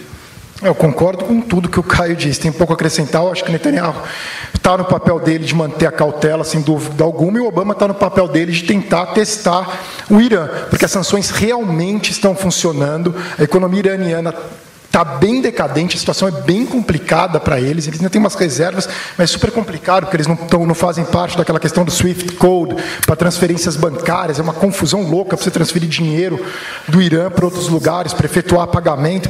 Então eles estão numa situação bem complicada. Eu acho que a ambição do Irã é ter a capacidade de produzir a bomba atômica sem produzir a bomba atômica. Mas, nesse momento, é isso daí. Israel tem que manter a pressão, porque a cautela, para ter a garantia de que o Irã para o Irã não achar que já ganhou, para manter um poder de barganha, é a ameaça de Israel, e o Obama está no papel dele, o sexteto, não é só o Obama, que são 5 países membros permanentes do Conselho de Segurança da ONU, China, Reino Unido, Rússia, Estados Unidos e França, mais a Alemanha, que vão negociar com o Irã, com o Javed Zarif, que é um profissional, e tem que testar. Vamos ver daqui 6 meses, agora, na verdade, dia 16 já começa em Genebra, e o avanço passo a passo. Será que vai funcionar ou não vai funcionar? E tem a Rússia e a China envolvidas nas negociações, não é só Estados Unidos e Irã. Rússia e China, eles também são bem hábeis. Aqui a gente tem um dos maiores conhecedores de Rússia e China no Brasil, que é o Jaime, morou 4 anos em cada um, sabe-se lá como, mas... Mas, melhor Beirute, né? Ah, Beirute é bem melhor. Não esqueça que ele mora em São Paulo. Ô, Ramel, não vem que não tem.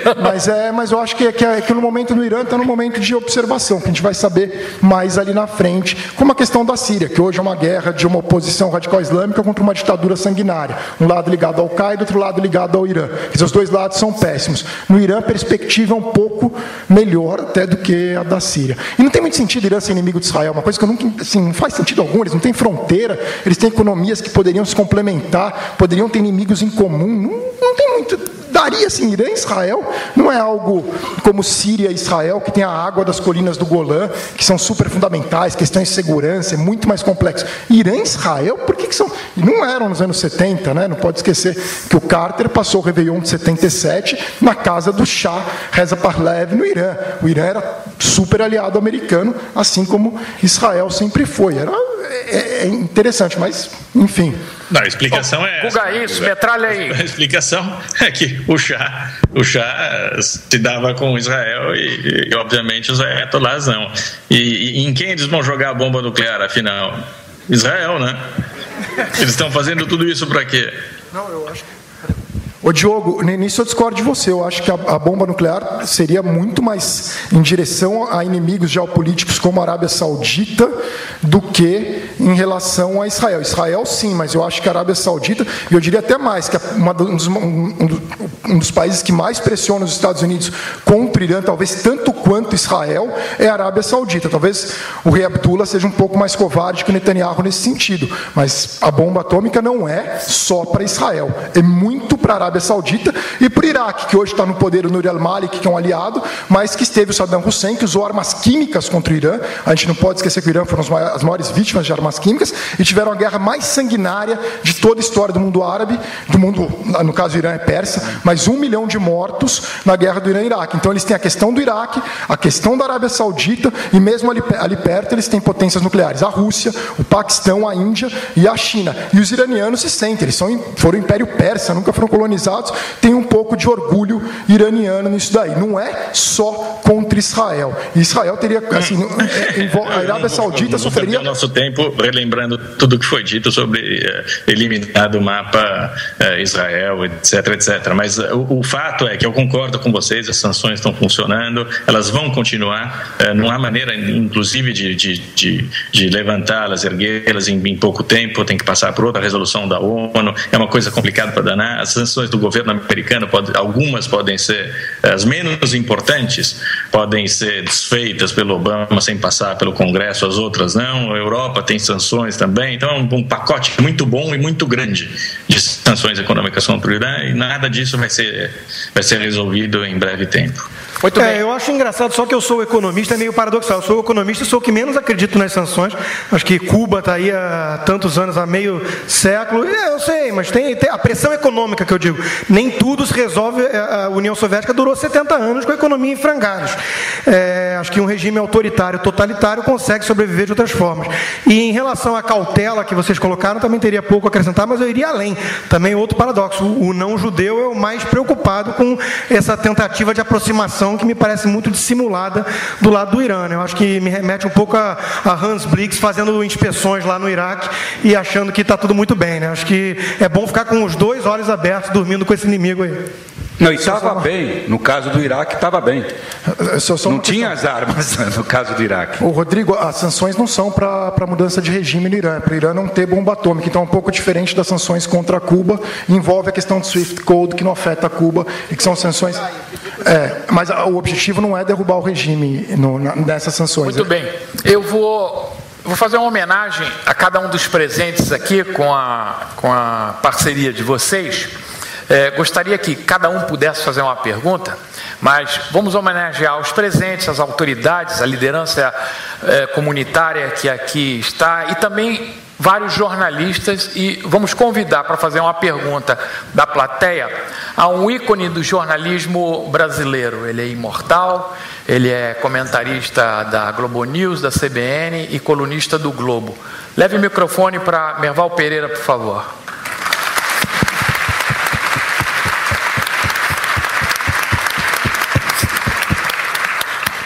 Bom, boa noite, obrigado. Hein? Fica em pé, Merval. Você é grande. Eu sou tímido. Muito obrigado pelo convite. Está ótimo assistir aqui o debate.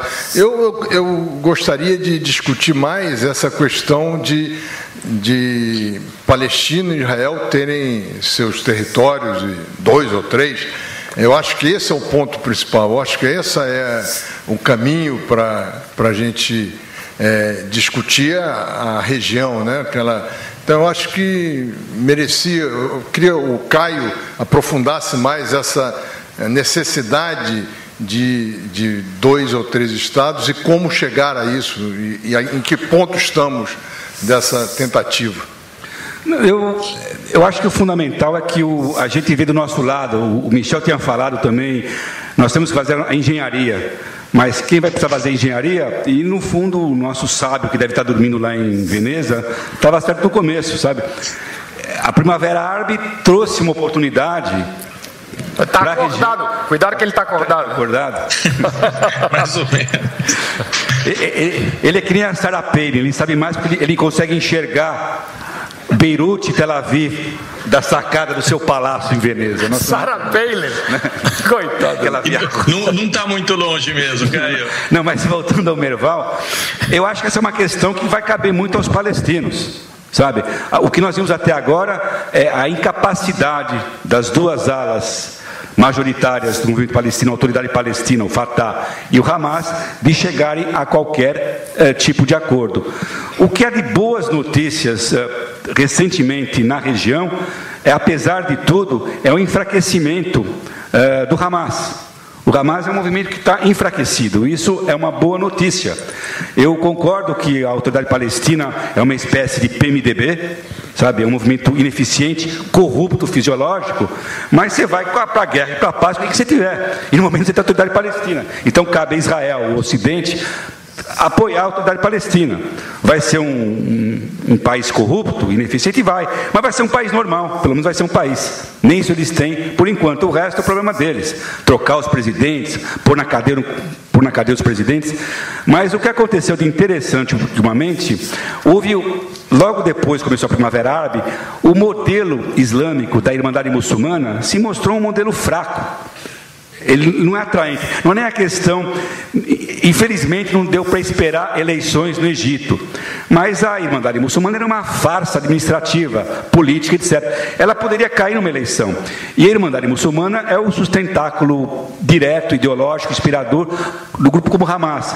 Então a Irmandade Muçulmana sofreu nesse país. Então nós temos oportunidades, talvez num prazo de 2 anos, 5 anos, 10 anos, de surgirem novos modelos políticos e econômicos na região, sabe? Nós não sabemos o que vai acontecer daqui a 10 anos, e o Osias, inclusive, prometeu que para os próximos 40, 50 anos nós estaremos aqui. Amém. Trazendo propostas de soluções e de problemas. Amém. Porque a gente traz mais problema do que solução para a região. Mas eu estou ligeiramente otimista sobre o enfraquecimento do Hamas no momento. Muito bem. Fala, Guga. Só acrescentar rapidinho, Merval, concordo com o Caio. O Hamas se enfraqueceu muito porque eles racharam com Assad na Síria e com o Irã, apostando na Irmandade Muçulmana, e a Irmandade Muçulmana caiu no Egito, e isso acabou isolando o Hamas na faixa de Gaza. E para entender os palestinos hoje, eu recomendo muito o filme, o documentário da Júlia Baixa, Budros, que dá para a Júlia Baixa, filha do economista de Mar Baixo, uma brasileira. Está aí a Júlia, não? Tá. É a tia dela. A tia da Júlia. Eu recomendo o documento, você já deve ter visto. Eu acho fantástico, porque os palestinos são muito aquilo que está em Budros. Muito bem. Vamos agora retomar só perguntas mais rápidas, porque a gente está com 1h15 de programa e ninguém sentiu, passou rápido. Paulo Geiger, por favor, a pergunta. Vou tomar a liberdade de não fazer pergunta, mas comentar as respostas. Eu absolutamente encantado com todo o rumo, com bom humor, como estar assistindo televisão em 3 dimensões, na proximidade desses rapazes maravilhosos que estão falando aqui. Rapazes, porque eu posso dizer que eles são rapazes. A verdade é que eu não fiquei satisfeito com o quadro que foi pintado. Eu não consigo imaginar, como o Caio descreveu, que Israel está com a faca e o queijo na mão, absolutamente dono da situação, tem 200 bombas nucleares empilhadas, ele tem tudo à disposição para, na sua atitude proativa, resolver o problema do Oriente Médio, sendo generoso, Eu faço a pergunta. O que eu perguntei antes é se hoje a solução do conflito é tão simples quanto era 100 anos atrás. A mesma solução é tão simples quanto era depois que esses 100 anos de conflito geraram subconflitos que não são facilmente resolvíveis. Gerou a rejeição do Hamas à existência de Israel, a rejeição do Hezbollah à existência de Israel, a rejeição do Irã, que não é árabe, mas é islamita, à existência de Israel, com as centrífugas rodando a toda velocidade, e eu não me sinto, e a população israelense não se sente confortável com isso. Eu pergunto, Rui Barbosa, um brasileiro, disse uma vez que a verdadeira paz é a que nasce no coração dos povos. Então eu pergunto se amanhã for assinado entre Bibi e Mahmoud Abbas um acordo de paz, com fronteiras reconhecidas, com a questão dos assentamentos resolvida, com a questão de Jerusalém resolvida, até, não vou dizer com o retorno dos refugiados palestinos, isso é inegociável, não preciso explicar por quê, seria o fim do estado, dois estados antes de começarem, mas se fosse assinado esse acordo, amanhã, eu pergunto, terminou o conflito? Estaria resolvida a percepção de ameaça existencial que a sociedade israelense passa, sem que haja uma revolução nos conceitos gerais da aceitação do Estado de Israel, definitivamente, não como tática, mas como estratégia, o fim do conflito para todos. Dentro dessa situação, com uma fronteira que vai passar 16 quilômetros à região mais povoada de Israel, sem que haja um consenso de que foi aceito finalmente a ideia inicial de essa, a primeira pergunta do nosso programa, a existência com o direito de autodeterminação dos povos para um Estado Nacional do Povo, deu um no mundo, são 15 Estados Nacionais Árabes, mas o palestino será o 16º. Se não houver essa aceitação inequívoca de todas as fontes que renegam, inclusive de certas esquerdas internacionais, inclusive de certas rejeições de antissemitas internacionais, se não houver um consenso de que se chegou ao fim, a assinatura desse tratado amanhã terá resolvido a questão do conflito? Não. Não, por isso que não vai assinar amanhã.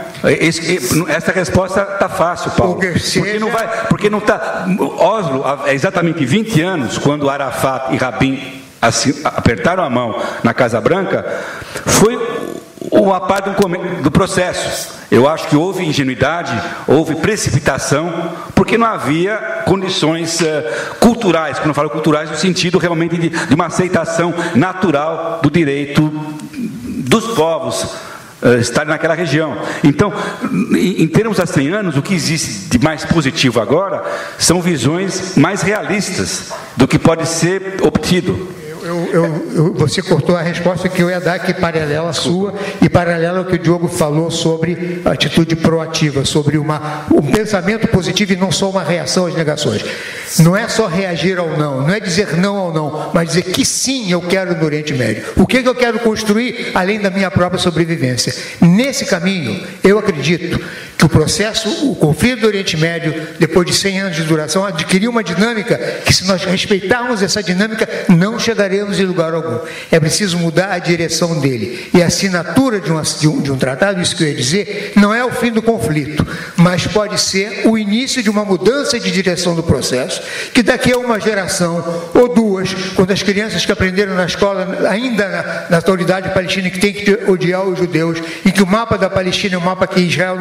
Essas crianças aprenderem o benefício da paz e da convivência na próxima geração, se houver uma paz, que é o início de uma assinatura de um acordo, que é o início de um processo que vai levar à paz do Rui Barbosa, a verdadeira paz, a que nasce no coração dos povos. Eu acredito que é preciso uma mudança de direção, e nisso Israel tem um papel ativo, mas eu não acredito que a simples assinatura de um acordo de paz hoje é o fim do conflito, enquanto existir um Irã que advoga a destruição de Israel, com as centrífugas rodando, existia um Hamas, existia um Hezbollah e a rejeição internacional dos antissemitas, das esquerdas oportunistas que advogam essa mesma solução.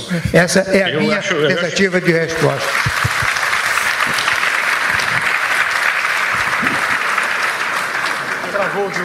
Travou dormindo. Quer falar? Ninguém trouxe aqui ao debate hoje também a opinião geral, né? O Caio falou de ingenuidade em Oslo, mas Camp David tem 13 anos e cedeu em tudo, quer dizer, e não adianta.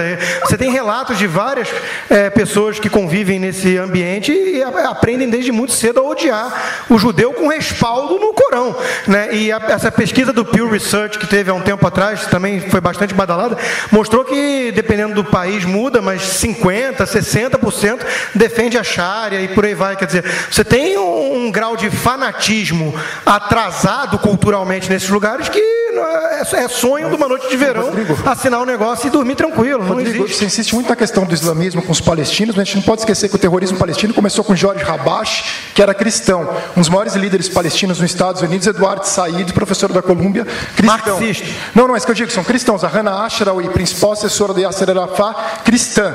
O Arafat casado com uma cristã. A questão toda não é essa daí. O ministro da Defesa do Assad, até o início da Guerra Civil, até ele ser morto, era cristão. O presidente do Líbano, que é Michel Suleiman, cristão. Os cristãos libaneses são aliados do Hezbollah. Então, os maiores inimigos do Hezbollah, na verdade, não são Israel, são sunitas libaneses, que são muçulmanos. Então, é bem complexo essa questão de dizer que é tudo em relação ao islamismo. Surgiu mais com o Hamas a questão do islamismo ser anti-Israel. Mas antes disso, a Frente Popular para a Libertação da Palestina era cheia de cristão. Então, não é um nacionalismo palestino. E daí, respondendo ao que o Paulo falou, eu acho que vai ser o Estado palestino, que o Diogo falou antes, agora ele tá fora do ar, mas que ele falou que precisaria investir muito ali na economia palestina, no policiamento, tudo. Provavelmente deveria ser um Estado como a Costa Rica, sem exército, mas a gente não pode esquecer que Israel fez acordo de paz com o Egito e com a Jordânia, que vem sendo razoavelmente respeitados. Os problemas maiores hoje dos países que tem que ver com os países que cercam Israel, eu insisto, a Líbia e o Iêmen não tem absolutamente nada a ver com Israel. A Síria está numa guerra civil que vai demorar 15 anos, então não dá nem para discutir paz de Israel com a Síria. Acabou, não vamos ver tão cedo. E em relação ao Líbano, existe uma dinâmica doméstica libanesa muito grande, que o Hezbollah é uma mistura tanto da Revolução Islâmica do Irã, quanto a ocupação israelense do sul do Líbano, e contra a marginalização dos xiitas na sociedade libanesa, que tradicionalmente foi comandada pelos cristãos e pelos sunitas. E demora um pouco. Estão começando a surgir movimentos xiitas libaneses, sempre existiu o Amal do Nabil Berri, mas estão surgindo novos movimentos lá. Mas é complicado, são conflitos distintos. Eu acho que com os palestinos a chance é maior em relação à Cisjordânia, lembrando que o Diogo falou, em relação a Gaza é mais complicada a questão, em relação à Síria não vai ter, com o Egito e a Jordânia já tem. Agora, o Irã, eu falei agora há pouco, o Irã eu não vejo, vamos esperar. Mas o grave ali para mim é a guerra civil da Síria, que assim, ali são os dois lados muito ruins. Então, quando você tem dois lados muito ruins, a tendência é ficar pior ainda. Então, insisto, uma ditadura sanguinária nos moldes do Somoza na América Central, ou pior, aliada do Irã, uma ditadura secular, laica, não xiita, quase não tem xiita na Síria. Tem que ficar muito claro isso, tem 1% de xiita na Síria. Síria tem alauíta não é xiita, se fosse xiita seria chama. Então, é alauíta que é aliada dos cristãos. Tem que ficar muito claro, que você fala no islamismo, os cristãos são aliados do Assad, então assim, tem muito. E o outro lado é uma oposição ligada sim ao Al-Qaeda, com o Estado Islâmico do Iraque e da Síria, e a Frente Nusra, eles são 80%. O general Idris é quase uma ficção, não existe exército livre da Síria. Os dois lados são muito ruins, essa guerra vai se agravar e vai afetar Israel. Palestina e Líbano, o Líbano, os cristãos libaneses seguram o Hezbollah, que tem uma aliança política, tem um monte de questão, e o Hezbollah está na guerra da Síria. Eles não podem ter três frentes, eles têm a frente libanesa, que em relação aos sunitas, que são os maiores inimigos deles, os maiores inimigos do Hezbollah não são Israel, são os sunitas libaneses, eles têm a guerra civil da Síria contra a Al-Qaeda, quer dizer, eles não têm a menor condição nesse momento de abrir uma nova frente contra Israel, mas podem abrir uma frente, e o Irã sempre fez uma questão da guerra simétrica, o Irã e o Hezbollah, e isso tem que ficar atento, que não é contra Israel, e sim contra organizações judaicas ao redor do mundo. Esse sim, talvez seja o maior perigo para hoje, o Irã e o Hezbollah, e o Assad, não esqueça do Assad, reações assimétricas e não simétricas. Terrorismo, né? A palavra assimétrica é terrorismo. Guga, você citou o Egito. O Egito não só tinha 2 bilhões de dólares por ano dos Estados Unidos para manter, como o exército foi conivente com várias coisas, aquela questão da flotilha, liberou porosamente as fronteiras para os inimigos de Israel, e quando teve democracia, o Diogo falou que pode ter democracia nos lugares, mas quando teve, elegeram lá o Mursi e a Irmandade Muçulmana. Quer dizer, o meu ponto é o seguinte, a maioria desses países, eu concordo que não é só a questão do Islã versus elegeram o resto. E derrubaram. Oi? Sim. Elegeram e derrubaram. Sim, não democraticamente. Quer dizer, teve que tolher a democracia no seu nascedouro, né? Justamente porque senão... Esses foram os militares, a população saiu às ruas.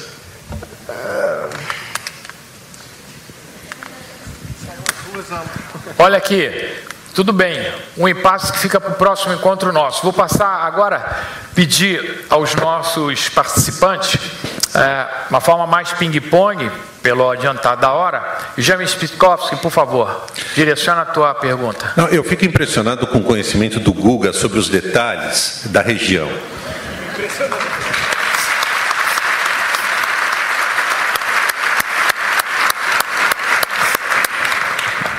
Ô Jaime, não é à toa que a Globo News botou ele no ar. E o Jaime que me contratou para a Folha também. Mas eu também, ao mesmo tempo, pergunto o quanto a opinião pública internacional está interessada nos meandros da questão do Oriente Médio. Por que eu quero dizer isso? Queria que vocês comentassem uma percepção que eu tenho. Eu acho que o Obama foi extremamente bem sucedido e não faltou liderança. Eu acho que o Obama conseguiu algo e iniciar uma dinâmica absolutamente impressionante no seguinte sentido: ele construiu uma arquitetura da relação tripartite entre Rússia, Estados Unidos e China de uma forma muito interessante. A comunidade internacional não estava interessada numa nova guerra no Oriente Médio. A prioridade dos Estados Unidos é a economia. A prioridade da Rússia é a recuperação de prestígio diplomático. A prioridade da China é recuperar a economia. Não é que faltou liderança ao Obama, é que faltou, na verdade, apetite para abrir mais uma crise militar. E a China pressionou para isso, e a Rússia também pressionou para isso. Quer dizer, quem hoje está disposto, o coitado do Xi Jinping, que assumiu a presidência da China em março, ele não quer uma crise internacional agora para afetar a economia chinesa. O maior importador de petróleo do mundo chama-se China. Uma crise na Síria vai bater no preço do barril do petróleo agora. Não faltou liderança ao Obama. Ao contrário, eles conseguiram reativar as negociações do P5+1 que estavam mortas, que você mencionou, Guga. Estavam mortas. Agora, em Genebra, vai ser retomado. Eu não consigo enxergar esse pessimismo generalizado, seja da direita jeca ou da esquerda caviar, em relação ao Obama. E eu gostaria que vocês comentassem isso, por favor. Só rapidinho, Jaime. A questão do Obama foi a falta de decisão, porque ele primeiro falou duro que teria reação, depois ele voltou atrás, jogou para o Congresso, aí o Kerry deu uma entrevista falando que a única solução seria a Síria entregar as armas químicas, mas que isso não aconteceria, isso vindo de uma pergunta de um repórter. E aí o Lavrov pegou isso daí, falou com o Ali Moallem, que é o chanceler sírio, e arquitetaram... eu não acredito nessa versão. Não, pode ter sido uma coisa que o Kerry se encontrou com o Lavrov antes, pode Agora, conseguir que o Bashar al-Assad, que nunca tinha admitido possuir armas químicas, admitisse a existência delas e admitisse fazer um acordo, eu acho que isso se deu em função da ameaça militar americana, não vejo outra hipótese. Ah, sim, não, se deveu a isso com certeza, mas também não é só o Obama, quando você colocou o Xi e o Putin também tem um papel importante, mas o que eu critiquei do Obama foi essa coisa de ficar girando, que não foi muito... Se é a favor ou contra é outra questão, uma guerra civil que, na minha opinião, não deve se envolver, porque os dois lados são péssimos. Estava lendo um texto hoje, eu vi uma frase do Churchill, vou ser um pouco pedante hoje. Churchill disse certa vez, hoje eu li essa, de tropeção em tropeção você constrói uma estratégia. É isso que o Obama fez. Sabe, ele não tinha um plano, as coisas foram rolando. Sabe, nesse ponto eu concordo com o Rodrigo, não dá para planejar tudo, planificar. As coisas têm que acontecer por livre iniciativa. E aconteceu no caso do Obama. Vamos então agora para a pergunta do Michel German, por favor. Está aproveitando essa análise que o Guga faz, outro líder que funciona, outra liderança nacional que funciona muito de tropeção em tropeção são os palestinos, não é isso? Quer dizer, a entrada deles no Líbano, depois o apoio que eles deram ao Iraque em 91, isso foi abrindo possibilidades e oportunidades de acordo, né? A tragédia, achei até que algumas pessoas diziam que foi estratégico o apoio ao Saddam Hussein, porque era a única maneira que tinha de negociar com Israel depois. O Hamas, ele tomou uma decisão em termos também teológicos, mas muito mais ideológicos, de se aproximar do eixo xiita-alauíta. Em algum momento, foi assustador o esvaziamento de referências wahhabistas, por exemplo, na região da Palestina, e não só de Gaza, também da Cisjordânia. A referência passou a ser uma referência muito mais xiita de um grupo que é um grupo fundamentalmente sunita, fundamentalista sunita, né? Em algum momento, quando o Hamas apoiou esse tipo de coisa, houve um processo logo depois de afastamento do alauísmo e de uma reaproximação com a Irmandade Muçulmana. Hoje a situação do Hamas é uma situação muito complexa, porque o eixo alauíta-xiita, ele é um eixo em profunda crise, ele não tem para onde voltar.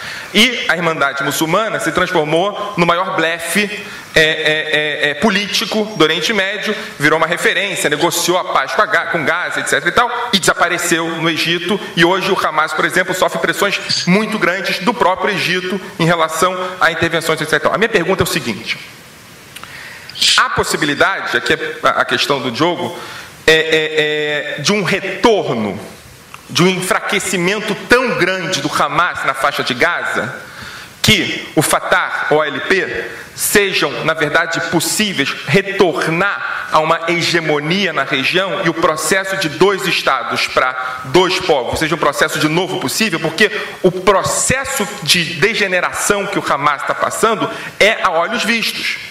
Eles não têm para que casa voltar. A Irmandade Muçulmana já não é uma referência e o aleio-xiismo deixou de ser uma possibilidade. E rapidamente a segunda pergunta: um processo de conflito constante na sociedade israelense, a sociedade israelense é uma sociedade complexa, também não pode criar na sociedade israelense ameaças fundamentais à democracia israelense? Resposta mais curta, por favor. A primeira, eu acho que a tua longa pergunta, acho que todo mundo já tinha respondido. Há algumas oportunidades agora sim, inclusive em referência ao que o Merval havia perguntado antes. Sobre a segunda, também faltou elefante na sala. A gente falou das maravilhas dessa ilha de prosperidade e de avanço que é Israel, mas Israel também tem seus xiitas, Israel tem seus fundamentalistas, sabe? E é um problemão. Isso explica, inclusive, um certo afastamento de Israel dos seus problemas externos, porque há esses problemas internos de Israel. E nós vimos uma incrível acomodação nos últimos tempos de alianças engraçadas entre grupos mais à esquerda, mais à direita e de centro contra o inimigo comum, que é o nosso fundamentalismo religioso de Israel, sabe? Tem gente que não quer que Jerusalém se torne uma riada ou uma teira, sabe? Então, eu acho que essa é uma boa notícia. Eu, pela minha origem, minha tradição judaica e sionista, de ver uma certa insurgência da sociedade de Israel contra essa coisa um pouco bizarra que é tanto poder burocrático, tanto monopólio dos ultra-ortodoxos na vida social de Israel. Eu acho que isso é bom para Israel. O Hamas, eles perderam... Mais palma para isso, é legal que eu falei.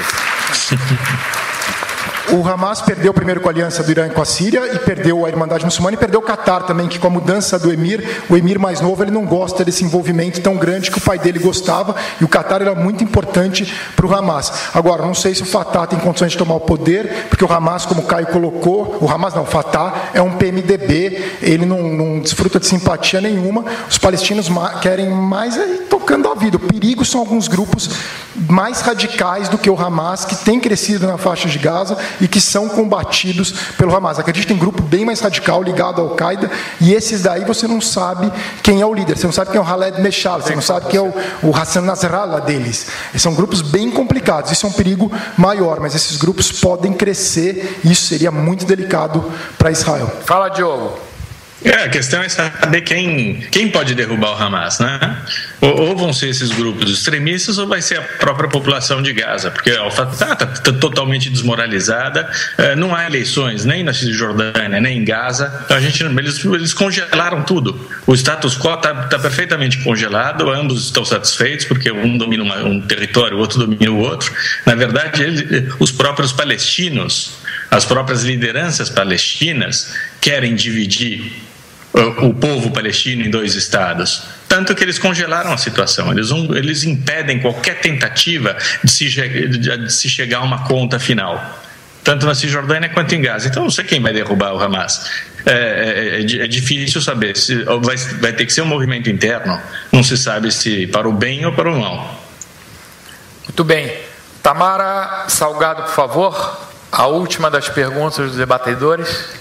Bom, voltando um pouco mais uma vez para a questão de 2 estados, Uma questão assim, trazendo um pouco para a nossa comunidade, não só Rio de Janeiro, acho que qualquer diáspora de comunidade judaica. A minha questão é por que hoje em dia a gente ainda discute tanto na diáspora a necessidade de 2 estados, se lá em Israel cerca de 70% da população já é a favor da questão de 2 estados, já acha que essa é a solução, e a discussão passa a ser como vão ser os 2 estados. Por que aqui do lado de fora a gente ainda discute a validade disso, se eles próprios já veem que isso é um caminho a ser traçado? Olha, eu e o Guga moramos nos Estados Unidos, e é que está muito tarde para entrar nessa conversa. Eu senti, eu moro fora do Brasil há 25 anos, sabe? Há um crescente conservadorismo da comunidade judaica no Brasil, isso é um fato. Então nós temos que conviver com essa realidade, sabe? É isso, então ela está um pouco, eu acredito que atrasada, e é normal, a gente está muito longe disso aí, a gente está muito longe para acompanhar uma dinâmica tão maluca como a que está acontecendo no Oriente Médio. Tamara, não, falar de você de novo aí, Caio. Não, Tamara, eu recomendo muito a todo mundo abrir a matéria mais lida do New York Times de hoje, que é a pesquisa sobre o judaísmo nos Estados Unidos, e ver os números que tem lá e comparar um pouco com o Brasil. Essa daí é a minha resposta. É a matéria mais lida, se você entrar lá. Explica casamentos interreligiosos. Casamentos interreligiosos entre os não ortodoxos, se não me falha a memória, é 71%, não contando os ortodoxos, dos judeus. É muito elevado, então realmente está havendo uma dissociação da comunidade judaica de alguns grupos que dizem representar a comunidade judaica. O ortodoxo cai a 58%, 60%. Com os eu mandei já, mas vale a pena, recomendo, tem muitos números lá, vale a pena, é a matéria mais lida e fazer uma comparação. Rodrigo, Diogo. O judeu se mistura, sempre se misturou, é a força. Osias, você abriu o programa falando do gueto aqui em Veneza. Gueto é uma palavra que vem do veneziano, né? Jeito, que eles faziam, era um subproduto do ferro, e sempre se misturaram, sempre aproveitaram as oportunidades, as poucas oportunidades que tinham, para lidar com as profissões que podiam lidar, e na verdade sempre se deram bem em todos os lugares, porque sabiam dividir as coisas, sabiam se misturar, sabiam fazer o falafel de que falou o Caio. O multiculturalismo sempre foi uma prerrogativa e uma qualidade dos judeus. Acho que são os pontos de força, as coisas que os judeus têm a dar para o mundo, e não é só Nobel, tem a dar muito mais coisa. É por isso, muito bem. Queria acrescentar ao Diogo que Israel representa exatamente isso que você falou, é um caleidoscópio, são cidadãos oriundos de 70 origens diferentes que formam a malha da sociedade israelense. Antes de passar a última pergunta para cada um dos jornalistas, eu queria deixar aqui, em nome do Hillel, que fará uma homenagem a todos vocês após a última fala dos convidados, eu queria fazer uma homenagem a cada um de vocês que abriu mão do dia a dia. Os 2 que vieram de Nova York, imagina, escreveram no avião. O Caio passou em São Paulo trabalhando porque tem que atender o público leitor e os compromissos profissionais. A mesma coisa com o Guga. Rodrigo está atropelado pelo trabalho, na véspera de lançar o livro aqui. E um agradecimento muito especial, que eu tenho certeza que fala em nome de quase 1000 pessoas aqui presentes, a Diogo Mainardi, que agora, às 3h30 da manhã,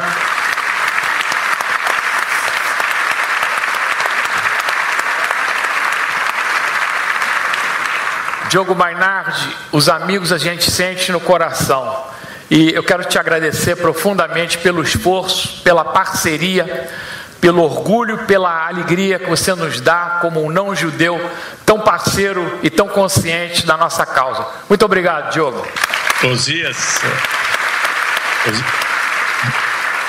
Osias, eu vou para a cama com vocês e vai ser ótimo. Agora tem o seguinte, por culpa do Osias e de vocês, o Manhattan Connection, que vai ser gravado sexta-feira, vai ser uma porcaria, porque o Diogo vai estar sonado e eu vou estar sonado. Então, olha aqui, sonado mesmo, Caio, para encerrar agora em 1 minuto, vamos pedir o fechamento de cada um de vocês 4 sobre o tema. Para ficar assim, o Merval falou sobre, queria ouvir mais sobre israelenses e palestinos, Spitkovski também, os nossos perguntadores todos, os debatedores. O tema do nosso encontro é Oriente Médio, crise, que foi o que mais se falou, e vamos se encerrar com esperança, começando pelo nosso decano, 1 minuto no máximo sobre o tema em si, como encerramento. Não, a esperança para mim é o que eu falei no começo. Minha filha está no Hillel, sabe? Aquilo que o Diogo falou, sabe? A gente se mistura, sabe? Então, esse estudo que saiu hoje nos Estados Unidos sobre essas forças de assimilação e algumas forças mais ortodoxas na comunidade, mas faz parte da vida, sabe? Então, faz parte da vida e o povo judeu vai ter essas transformações, sabe?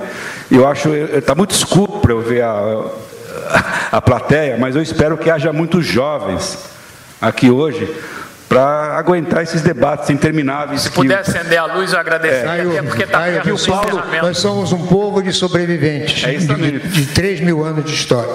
E eu acho que para quem não é judeu, eu inclusive eu trouxe amigos não judeus hoje para cá, eu acho que tiveram uma boa amostra, sabe, da conversa aqui. Não foi uma conversa boba, não foi uma conversa laudatória, foi uma conversa de debates, sabe? E a gente vive desse debate infindável, sabe? Então, eu acho que isso que dá uma qualidade incrível ao povo judeu, sabe? Essa capacidade de questionamento incessante. E minha última palavra é que eu saio com mais perguntas do que respostas hoje, que acho que é bem típico da gente. Guga, por favor. Muito obrigado, Caio.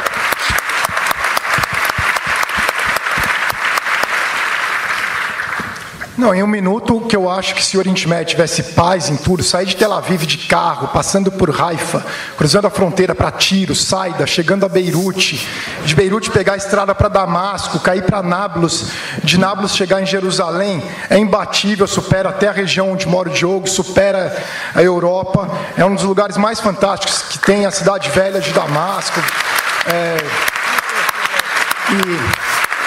Pô, quem já foi para Tel Aviv, imagino que a maioria aqui já foi para Tel Aviv, aqueles kitesurf, as pessoas fazendo kitesurf na praia, aqueles cafés na Boulevard Rothschild, ou a Boulevard Zingoff, que é idêntica a Taúfo de Paiva, eu fico chocado, parece que tem até as barracas de suco ali. Então, mas isso é esperança e realmente eu sou ultra pessimista em relação a isso. Eu acho que não vai, infelizmente. O Michel até perguntou se ele poderia ir para o Líbano agora, seria super complicado. Eu tive a sorte de poder ir para todos esses lugares em várias viagens separadas, mas seria muito legal que todo mundo pudesse fazer um dia esse roteiro: Tel Aviv, Haifa, Tiro, Saida, Beirute, Damasco, Nablus, Nazaré. Mas você está lançando uma night Beirute e Tel Aviv, não é isso? Na Tel Aviv e Beirute são cidades que têm muito em comum, muito mais do que as pessoas imaginam, assim como Damasco e Jerusalém. Ô Guga, em nome da CBC, eu quero te fazer um convite para você ser o garoto da campanha 2014. Rodrigo, por favor. Não,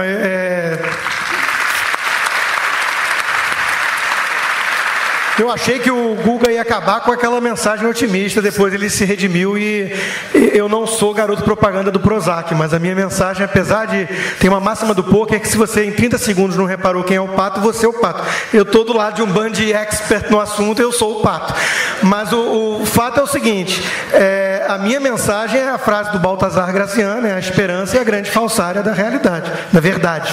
Então, a minha mensagem é que esse negócio não vai acabar tão cedo e que o auto-engano é o nosso leia-se Ocidente, e aí eu estou incluindo Israel, é o nosso grande perigo, praticar um auto-engano de que está tudo bem, de que se ao menos a gente ceder um pouquinho mais, o lado de lá nos deixa em paz e vamos atravessar de carro esse roteiro maravilhoso do charme aí que o Guga descreveu. Então eu prefiro um pouco mais de ceticismo, porque isso não, sorry, it's not gonna happen.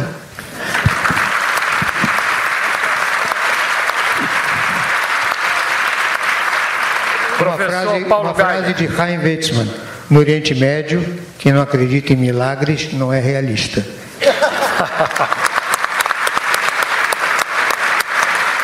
Agora, com chave de ouro, Diogo Mainardi, antes que o despertador toque para você se deitar. Em primeiro lugar, um protesto. Pelo que eu entendi, o Guga falou que Ataúfo de Paiva é mais bonito do que Veneza, mas tudo bem. A essa hora da noite eu aguento até isso. Diogo, eu falei que Ataúfo de Paiva parece a Boulevard Zengoff em Tel Aviv, não que é mais bonito que Veneza. Que é mais bonito do que Veneza, eu tô brincando, Guga. O Crise Esperança, olha, a crise é velha, a crise é permanente, a nossa caravana sionista vem debatendo a mesma crise com nuances há muito tempo, vai continuar debatendo há muito tempo, por muito tempo, e esperança é bobagem, é coisa de iluminista, melhor deixar pra lá. Iluminista francês, iluminista escocês é cético, Diogo. Quero convidar agora a diretoria do Hillel e alguns patrocinadores que prestaram uma homenagem aos nossos convidados. Convido para o palco Carla Cadran, diretora-geral do Hillel.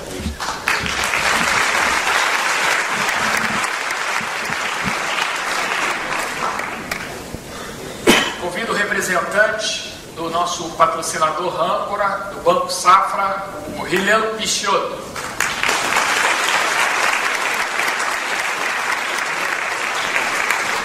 Carla espera aqui quando eles vêm para fazer a entrega. Convido agora o segundo âncora nosso, Nelson Kupchik, da Demilos.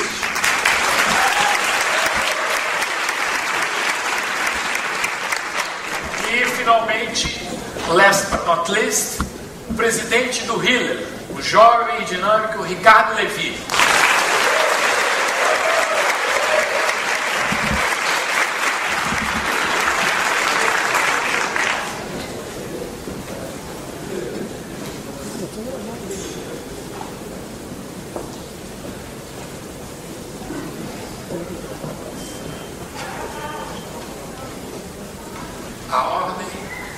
Boa noite a todos.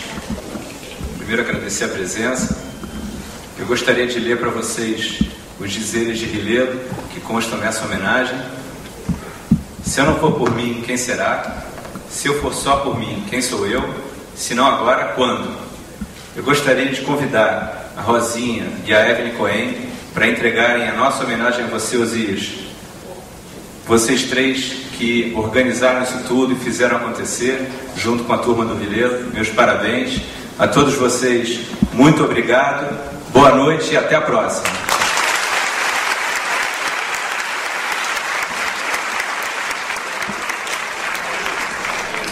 Então, por favor, Carla, Giotto, Nelson, Diogo Mainardi, o teu vai por Sedex. Um beijo nas crianças e na esposa. Diogo, até a próxima.